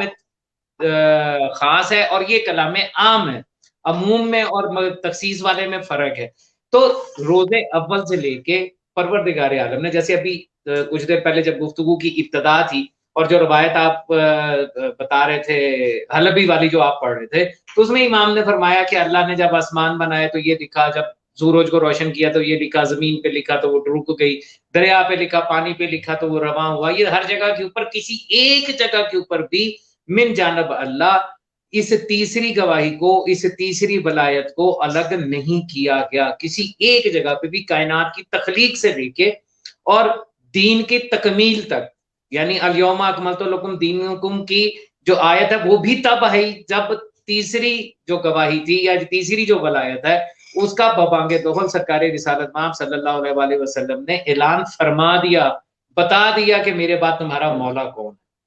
تو اللہ کی جو سنت چلتی آ رہی ہے، جو قرآن بتا رہا ہے، جو معصومین کی احادیث بتا رہی ہیں، وہ یہ بتا رہی ہیں کہ کوئی ایک مقام بھی ایسا نہیں ہے جہاں اللہ نے لا الہ الا اللہ ہو جو ہے وہ تحریر اپنی قدرت کاملہ کے ذریعے کیا ہو آسمان پہ، اور پھر اس کے ساتھ محمد رسول اللہ نہ کیا ہو، اور پھر اس کے فوراً بعد علی امیر المومنین جو ہے وہ نہ لکھا ہو، یا علی ولی اللہ جو ہے وہ نہ لکھا ہوا ہو. تو سنت الہیہ میں تو یہ کسی بھی جگہ پر جدا نہیں ہے. کسی جگہ کے اوپر بھی ولایت امیر کائنات کے تذکرے کو جو ہے وہ کلام عموم قرار نہیں دیا گیا، بلکہ تکمیل دین قرار دیا گیا، کائنات کے قرار پکڑنے کے، اس کے تخلیق کرنے کی وجہ قرار دیا گیا ہے. اس کو کلام عموم بنانے کے لیے آپ نے جو دلیل پیش کی ہے اس دلیل کے تحت مجلسی صاحب کے کہنے کے اوپر ہم اس کو کلام عموم تسلیم نہیں کر سکتے، کیونکہ سنت الہیہ اس کو ہر جگہ پہ خاص رکھ رہی ہے. اطاعتوں میں بھی، ولایتوں میں بھی اگر آئے ولایت کی طرف جائیں تو تب بھی اس ولایت کے بارے میں بتایا کہ انما کے کلمہ حسر کے ساتھ بتایا کہ تمہارے ولی اور بھی ہوں گے، لیکن جیسے یہ تین ولی ہیں ایسا اور کوئی ولی نہیں. جب آیا رجس کی بات کرتے ہیں تو کلمہ حسر کے ساتھ بتا دیا کہ اور بھی ایسے ہیں کہ جن سے رجس دور ہوگا، جو پاک ہوں گے، طاہر ہوں گے، اہل بیت میں سے ہوں گے، لیکن جو یہ ہیں جو چادر کے نیچے، ان جیسا کوئی نہیں ہے. تو پروردگار نے تو ان کو اپنے سے جدا نہیں کیا. یوم الست بھی معصوم فرماتے ہیں کہ اللہ نے اپنی توحید کے ساتھ رسالت مآب کا اور سرکار رسالت مآب کے بعد مولا میر کائنات کی ولایت کا جو ہے وہ اقرار ہر انسان سے لیا، جو بھی انسان دنیا میں آنے والا تھا اس سے پوچھا کہ بتاؤ کہ کیا تم اس کا اقرار کرتے ہو یا نہیں کرتے ہو، تو پروردگار نے اس کو کلام عموم نہیں بنایا، مجلسی کے اس جملے کی بنیاد کے اوپر آپ نے یہ کہا کہ یہ کلام عموم ہے، یہ کلام ہے، تو مجلسی تو حجت نہیں ہے، I'm sorry، جی حجت تو خدا ہے، میں حجت تو رسول پاک ہیں، حجت عام ہے، معصومین قرآن کی آیت ہے، اور معصوم ابھی جو میں نے آپ سے پوچھا تھا کہ اگر تمام سند صحیح ہو تو کیا متن کو جو ہے وہ مینوان لے لیں گے، آپ نے خود اقرار کیا کہ نہیں، اگر قرآن سے ٹکراتی ہوگی تو پھر اگر قرآن اس کی تائید کرتا ہوگا تو ہم اسے لے لیں گے۔ تو یہ جو ولایت امیر کائنات ہے، اس کا تو قرآن کی بسم اللہ کی بے سے والناس کی سین تک ہزار ہاتھ دلائل موجود ہیں کہ جہاں پر اللہ جل جلالہ نے اپنی ولایت سرکار رسالت مآب کی ولایت اور مولا امیر کائنات کی ولایت کو بلا فصل رکھا ہے، کسی بھی جگہ پہ نہیں چھوڑا، تو پھر جی آپ نے بات اس کو مکمل کلام ہوگی آپ عموم کی، کیسے بنا دیا؟ بات مکمل ہوگی کاظمی صاحب؟ جی میری ہوگی۔ دیکھیں یہ جو آپ ایک جملہ استعمال فرما رہے ہیں نا کہ کلام عموم کو بنایا نہیں جاتا، ٹھیک ہے جی، کلام عموم ہے یا نہیں ہے، جب بھی یہ آ گیا نا، ارشاد آ گیا روایت میں کہ کلام جو ہے وہ اذان میں آپ کہہ سکتے ہیں، نماز میں کلام بننا ہے، تو ہر وہ بات، ہر وہ چیز جو یہ ہماری ارشاد زبان نہیں سے ہے، نکلے یہ گی، مجلسی کا فرمان ہے، ارشاد کا نہیں نہیں، مطلب معصوم نے کہا ہو۔ معصوم نے فرمایا نا، معصوم نے یہ فرمایا کہ کلام نماز میں نہیں کر سکتے، یہ معصوم نے فرمایا نا۔ ٹھیک ہے، لیکن یہ جو یہ اب علی اور اب ولی کلام اللہ کا کسے یہ کہتے ہیں؟ کلام ہے، یہ تو مجلسی نے کہا ہے نا، یہ تو معصوم نے نہیں کہا۔ دیکھیں نا، وہی میں بات کر رہا ہوں نا، معصوم نے کہا کہ کلام نماز میں نہیں کر سکتے، اب کلام کسے کہتے ہیں؟ کلام ہر وہ چیز جو ہم زبان سے کیا نکالیں، زبان سے جو جملہ ہم بولتے ہیں، گفتگو، آپ کلام کی جگہ پہ کیا لیں ہیں؟ گفتگو، کوئی بات، کوئی جملہ، یوں آپ لیں، تو سارے کے سارے جملے، ساری کی ساری گفتگو، ساری کی ساری بات جو ہم بولتے ہیں، اس کلام کا کیا ہوگی؟ پابندی لگ گئی، اس میں سارے کلام آ گئے، اس میں قرآن مجید بھی آ گیا بھائی، اس میں اللہ کا ذکر بھی آ گیا، اس میں دعا بھی آ گئی، سب چیزیں آ گئی۔ اب جو ہے وہ استثناء آنا شروع ہوئے، استثناء کیا مطلب کہ مولا نے کلی قانون دے دیا، اب اس کی کیا ہے؟ پرمیشن آنا شروع ہوئی۔ مثال کے طور پہ حدیث آ گئی کہ لا صلاۃ الا بفاتحۃ الکتاب، کہ نماز جو ہے وہ بغیر فاتحہ کے نہیں ہو سکتی۔ اسی طریقے سے پرمیشن آ گئی کہ آپ نے جو ہے وہ فاتحہ بھی پڑھنی ہے، تسبیحات بھی پڑھنی ہے، دعا کی پرمیشن آ گئی، اللہ کے ذکر کی پرمیشن آ گئی، یہ کیا ہے؟ پرمیشن آتی گئی۔ یعنی یہ کلام تھے، پہلے کون سے کلام تھے کہ جس کلام کی اجازت نہیں تھی، جب اجازت آ گئی تو اب یہ وہ والے کلام بن گئے کہ جن کی کیا مل گئی؟ اجازت مل گئی، ٹھیک ہے۔ تو جو فقہا یہ کہتے ہیں کہ علی ولی اللہ وہ کلام ہے کہ جس کی وجہ سے نماز باطل ہوتی ہے، تو وہ اس کلی قانون کے اوپر باقی ہیں۔ ہم نے ان فقہا کو یہ ثابت کرنا ہے کہ دیکھیں جناب علی، یہ وہ والا کلام نہیں ہے کہ جو نماز میں ممنوع ہو، بلکہ یہ وہ کلام ہے کہ جس کی معصوم نے اجازت دی ہے، اور اس کے لیے ہمارے پاس پہلی دلیل، دوسری دلیل، چوتھی، پانچویں ساری دلائل پیش کرنے ہیں۔ اسے ہم کیا کہتے ہیں کہ ہم نے اس کلی قانون سے مولا علی علیہ السلام کی گواہی کے کلام جو ہے اس کو خارج کرنا ہے، نکالنا ہے۔ تو دلیل کس کو دی جاتی ہے؟ جو نکالتا ہے بندہ، کلی قانون کے تحت جو چیز آ جاتی ہے اس کو دلیل نہیں دی جاتی۔ جو بندہ آ کے سوال کرے کہ بھئی، فرض کریں ہم ایک اور بات کر لیتے ہیں کہ جو بندہ آ کے گواہی کہے کہ بھئی آپ امام زمانے کی جو غیبت اور رجت کی گواہی دیتے ہیں، کہ میں گواہی دیتا ہوں کہ ان امامی غائب وانہ سیرجع، ٹھیک ہے، کہ میرا امام غائب ہے اور واپس آئے گا، یہ جو آپ گواہی دیتے ہیں اس سے آپ نے کیوں کہہ دیا نماز باطل ہو جاتی ہے؟ وہ کہے کہ بھئی مجھ سے آپ یہ سوال کیوں کر رہے ہیں؟ آپ کی گفتگو کلام ہے اور کلام سے نماز باطل ہوتی ہے، یہ تو قانون کے مطابق بات آ گئی۔ اگر آپ کہتے ہیں کہ مولا کی غیبت اور ان کی رجت کی گواہی سے نماز باطل نہیں ہوتی، تو آپ دلیل لے کر آئیں کہ یہ وہ والا کلام ہے کہ جس کی معصوم نے اجازت دی ہے۔ اب آپ جو ہے ٹھیک وہ ہے، یہ ہمیں ثابت کریں گے، کاظمی صاحب یہ ثابت کریں گے کہ ٹھیک ہے جی، بطلان والوں کی جو دلیل ہے یہ قانون کے مطابق آ گئی، لیکن ہمارا یہ ماننا ہے، یعنی علامہ وسیع الرحمن نے جو ہے وہ یہ جو لکھی ہے اذان کے اندر باب کے علی ولی اللہ کی جو گواہی ہے یہ کلام ہے، یہ کلام تو ہے، لیکن پھر انہوں نے یہ لکھا کہ یہ ایسا کلام ہے کہ جس کی اجازت موجود ہے۔ اسی طریقے سے نماز کے اندر بھی یہ بات آئے گی کہ علی ولی اللہ بھی کلام تو ہے، اس میں تو کوئی شک نہیں ہے کلام ہے، لیکن یہ ایک ایسی کیٹیگری کا کلام ہے کہ جس کا حکم دیا گیا ہے کہ آپ نے نماز کے اندر کرنا ہے۔ تو لہٰذا جب تک وہ آپ ثابت نہیں کریں گے کہ اس کی اجازت دی گئی ہے، اس کا حکم دیا گیا ہے، اس وقت تک کلی قانون سنیے، کلام کے اس کے اوپر اپلائی ہوتا رہے گا۔ یعنی بات ہاں جی، اب میں آپ ٹیکنیکل کو، طور پہ ایسی ہی چلے گی نا، فنی طور پہ ایسی ہی چلے گی بات۔ ہاں میں اب میری سنیے گا، میری عرض سنیے گا۔ آپ نے اپنا نقطہ نظر جو پیش کیا، جو اپنا وجہ بیان کی ہے، اس میں آپ نے یہ کہا کہ ہے تو سارا کلام، پھر اس میں سے تخصیص جو ہے وہ برآمد ہونی شروع ہوگی کہ نماز میں اس چیز کا تذکرہ ہو سکتا ہے، اس کا ہو سکتا ہے، اس کا ہو سکتا ہے، اس کا ہو سکتا ہے. تو جس جس کا تذکرہ کیا جاتا گیا، جس طریقے سے احادیث آتی گئی، وہ چیزیں ہم نے تخصیص کرنی شروع کر دی کہ نماز میں یہ ذکر جو ہے یہ کیے جا سکتے ہیں. لیکن جب ولایت امیر کائنات، میں مختصر کرتے ہوئے آپ کے پوائنٹ آف ویو کو بیان کروں، لیکن جب ہم مولا امیر کائنات کی یا امام معصومین کی ولایت کی گواہی کی بات کرتے ہیں تو یہاں پہ ہمیں کوئی حدیث نہیں ملتی، ہمیں معصوم کا حکم نہیں ملتا کہ ہاں تم یہ گواہی جو ہے وہ تم دے سکتے ہو. یہی کہنے کا مطلب ہے نا آپ کا؟ نہیں، حدیث ملتی ہے لیکن اس سے ثابت نہیں ہوتا، استدلال نہیں ہو سکتا. چلے یوں ہی کر لیجئے کہ حدیث تو ملتی ہے لیکن اسے ثابت نہیں کیا جا سکتا کہ یہ نماز کے تشہد کے بارے میں بات ہو رہی ہے، ایسے یہ جی کہنا جی چاہ رہے ہیں ہم؟ جی جی بالکل ایسی. ٹھیک ہو گیا. یعنی آپ کے کہنے کے مطابق وہ حدیث جس میں تذکرہ کیا گیا، جیسے مولا امام رضا بادشاہ علیہ الصلوۃ والسلام کی وہ جو ہے حدیث نیشا پور، جس کے بارے میں بڑی مشہور ہے کہ آپ نے جو ہے وہ سفر کرتے کرتے ہوئے یہ فرمایا تھا کہ لا الہ الا اللہ اسنی فمن دخل اسنی اما من عذابی ومن شروطہا، بے شروطہا، اور پھر فرمایا وانا من شروطہا، اور میں اس کی شرائط میں سے ایک ہوں. اب یہ جو ہے کہ لا الہ الا اللہ جو ہے یہ کلا ہے، اور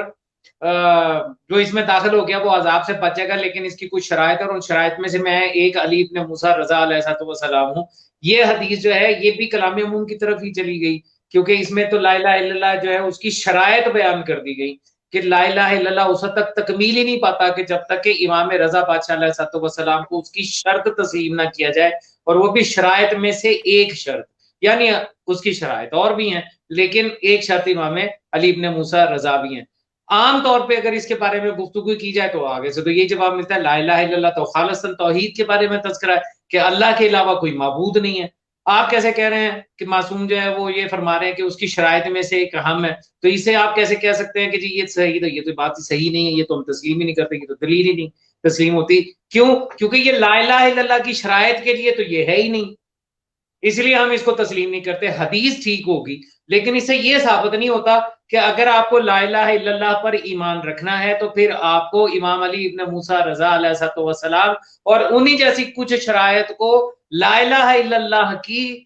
شرط سمجھ کے ان کو قبول کرنا پڑے گا، ورنہ آپ کا لا الہ الا اللہ اگر آپ پڑھیں گے بھی تو آپ کو جی بالکل، ہم سب قبول کرتے ہیں، ہم سب ایمان لاتے ہیں. ہمارا یہی ہے کہ لا الہ الا اللہ کسی کام کا نہیں ہے اگر محمد رسول اللہ آپ کے پاس عقیدہ نہیں ہے، اور محمد رسول اللہ کا عقیدہ آپ کا کسی کام کا نہیں ہے اگر علی ولی اللہ کا عقیدہ نہیں ہے. نماز میں ذکر عقیدے ہو اور سکتا ہے ایمان میں، عقیدے اور ایمان میں یہ جدا نہیں ہے. عقیدے اور ایمان میں آپ کی عبادت کا قبول ہونے کا معیار اس کے اوپر ہے. بات یہ ہے کہ کیا پڑھنا ہے کیا نہیں پڑھنا، اس کے اوپر ہمیں دلیل چاہیے نا. میں یہ بحث کروں، دیکھیں ہم یہ بحث اگلی قسط میں کریں گے انشاءاللہ، ٹائم ابھی ختم ہونے والا ہے. پہلے جو بات میں آپ کو عرض کر رہا ہوں کہ آپ اس چیز کو تھوڑا ایک علمی طور پہ، جس سے ہم کہتے ہیں کہ فنی طور پہ چیز کو ترتیب میں لانا. ترتیب میں آپ اس بات کو تو لے ہیں کہ بھئی چاہے پہلے قانون امام کہا گیا کہ کوئی بھی کلام ہو، چاہے وہ کلام ایسا ہو کہ جس کے اقرار سے اور جس کے اوپر ایمان لانے سے ہمارا ایمان مکمل ہوتا ہو، چاہے وہ کلام ایسا ہو کہ اگر وہ کلام رسول خدا غدیر میں نہ کرتے تو ان کی رسالت بھی نہ بچ سکتی ہو. کلام تو کلام ہوتا ہے. ہم یہ ثابت کریں کہ یہ والا جو کلام جو ایمان کے لیے شرط ہے کہ جس کے اوپر عقیدہ رکھنا چاہیے، یہ والا نماز کے تشہد میں آ سکتا ہے یا نہیں آ سکتا، اس کے اوپر بحث ہوگی کہ آ سکتا ہے یا نہیں آ سکتا. اگر ہم نے دلائل سے ثابت کر دیا کہ آ سکتا ہے تو پھر ہم کہیں گے کہ ہاں وہ جو صادق آل محمد نے قانون دیا تھا نا کہ کلام سے نماز باطل ہو جاتی ہے، اس کے لیے کیا بن جائے گا، ایک استثناء بن جائے گا، ایک اسپیشل کیس بن جائے گا کہ اس میں امام نے کیا پرمیشن دے دی. لہٰذا اس کلام سے امام نے منع ہی نہیں فرمایا، امام تو اس کے علاوہ باقی کلام کی بات کر رہے تھے. تو اس کا مطلب ہے کہ ساری کی ساری جو بحث ابھی ہماری ہونی ہے، مستقبل کی جو بحث ہونی ہے. جب آپ کا اور میرا اس بات پر اتفاق ہو گیا کہ سند کے صحیح ہونے کے باوجود ہم متن حدیث کو دیکھیں گے اور متن حدیث کو پھر ہم ملائیں گے قرآن کے ساتھ اور درایت کے ساتھ، اور اس کے اوپر پرکھتے ہوئے دیکھیں گے کہ قرآن اس کی تائید کرتا ہے یا تردید کرتا ہے. اگر قرآن اس کی تائید کر رہا ہو تو پھر ہم اسے تسلیم کر لیں گے. تو پھر ہمارا جو اب اگلا سیشن ہوگا، ہم ہر اس حدیث کو جسے آپ سند کے سبب،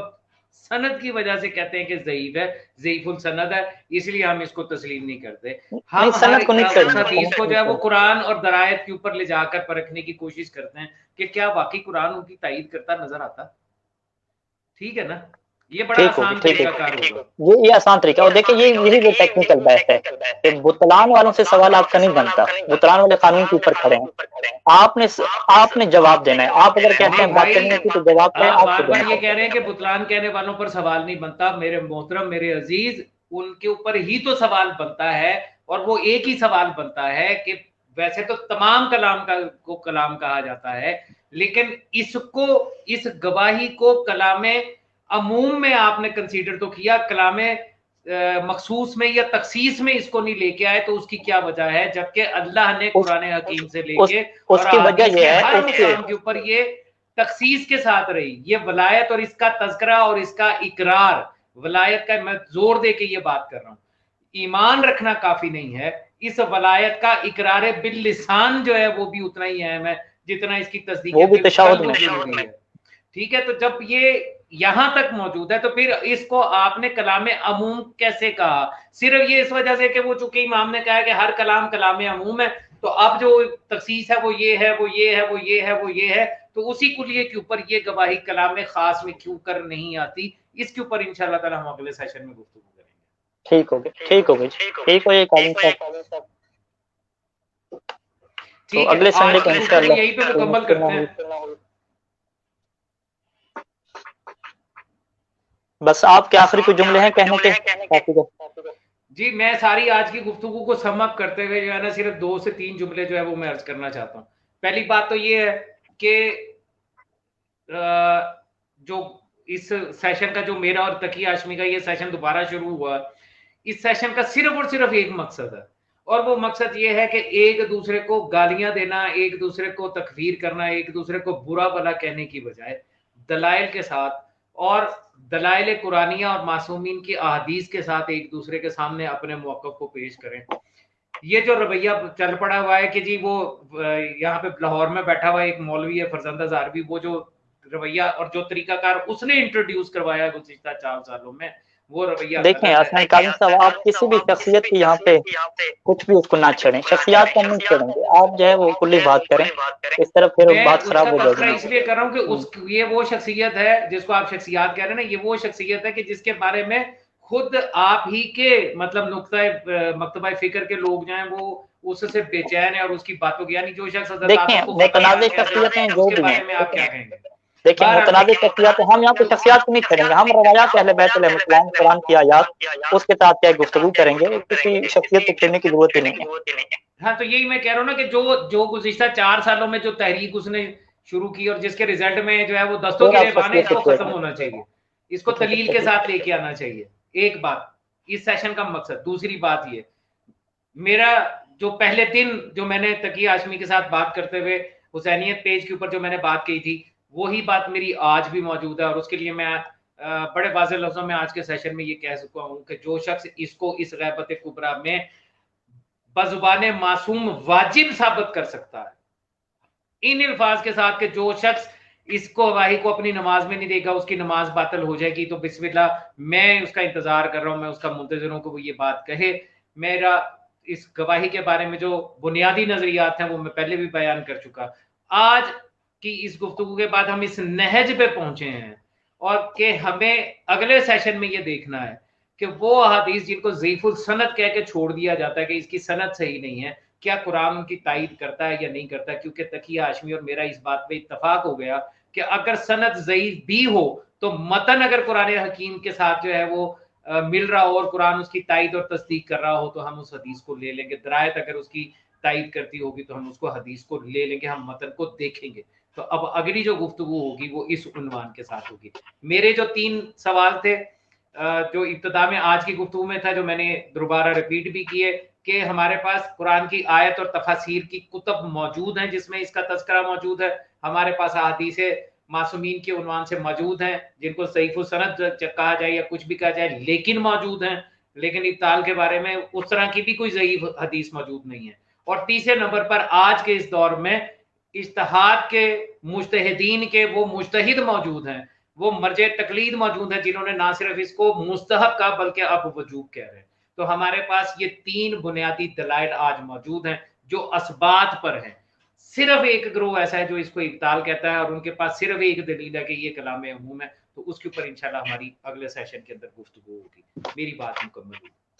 جی بہت شکریہ کاظم صاحب، اللہ ہم سب کو جو ہے وہ آباد شاد رکھے، اتفاق اور اتحاد عطا فرمائے۔ جزاک اللہ خیر بس میں آخری کلمات یہی کہنا چاہوں گا کہ ہماری جو گفتگو ابھی یہاں تک پہنچی ہے کہ آخر کیا دلیل ہے بطلان کے اوپر، تو اس میں ایک جو واضح بات ہمارے سامنے ہے کہ جس کو کاظم صاحب نے بھی اپنے جو ہے مومنین کو دہرایا کہ کوئی لفظوں میں ہمارے پاس کوئی ایسی ایک روایت ضعیف نہیں ہے کہ جس کے اندر یہ والی گواہی لکھی ہوئی ہو کہ جو پاکستان میں پڑھی جا رہی ہے۔ کوئی ایک روایت اگر کسی کے پاس ہو تو وہ آ کے لے آئے۔ اسی طریقے سے کوئی ایک روایت بھی نہیں ہے جس میں واجب لکھا ہوا ہو، سب کے پاس کیا ہے، استدلال ہیں۔ یہ والی جو ٹیم ہے جو اسے مستعد کرتی ہے وہ بھی روایات اہل بیت علیہ السلام کو استدلال کرتی ہے، سمجھتی ہے۔ ظاہری بات ہے ان کا سمجھنا میرے لیے حجت نہیں ہے، ان کے اوپر حجت ہے، یا جو ان کے اوپر بھروسہ کرتے ہیں بطور فقیہ ان کے لیے حجت ہے۔ اور اسی طریقے سے جو نماز کو باطل کرنے والی دلیل ہے وہ بھی ایک روایت اہل بیت علیہ السلام، ایک نہیں 10 روایات ہیں، ان سے سمجھنا ہے۔ علامہ مسیح الرحم کا سمجھنا ہے، باقی فقہاء کا سمجھنا ہے، ہمارا یہ سمجھنا ہے کہ اس سے جو ہے وہ نماز کیا ہوتی ہے، باطل ہوتی ہے۔ اب باطل کیوں نہیں ہوتی اس کی ظاہری بات ہے، اگلے سیشن میں ہم بحث کریں گے کہ کون کون سی ایسی آیات اور کون کون سی ایسی روایات ہیں کہ جن کی قرآن تائید کرے کہ بھئی یہ ایک ایسا کلام ہے کہ جس کی ممانعت نماز کے اندر نہیں ہے، اور جہاں پہ امام نے جو منع کیا تھا جس کلام سے وہ اس کے علاوہ کلام تھا، اس کو آپ اس میں شامل نہ کریں۔ ٹھیک ہے، تو لہٰذا وہ دلائل کون سے ہیں، انشاءاللہ اگلی اتوار کو اللہ تعالیٰ جو ہے وہ ہم سب کو سلامت رکھے، ہم اس کے اوپر کیا ایک ایک گفتگو کریں گے، ایک ایک دلیل کو لے کر آئیں گے۔ اور میری کاظم صاحب سے پھر گزارش ہوگی کہ آپ کسی شخصیت کی جو ہے وہ یہاں پہ ذکر نہ کریں، زیر بحث نہ لیں، فقط جو ہے وہ قرآن کی آیات اور روایات کے تحت ہم گفتگو کو چلائیں گے تاکہ ماحول ہمارا کیا رہے، اچھا رہے۔ والسلام علیکم ورحمۃ اللہ وبرکاتہ۔ یا علی جی السلام وعلیکم مدد السلام سلام ورحمۃ اللہ موالیمان حیدر کر رہا وبرکاتہ۔ ہے۔ تمام مومنین کو جو بھی یہ نشست دیکھ رہے تھے ان سب کو یا امیر المومنین علی بن ابی طالب علیہ السلام مدد۔ والسلام علیکم ورحمۃ اللہ وبرکاتہ۔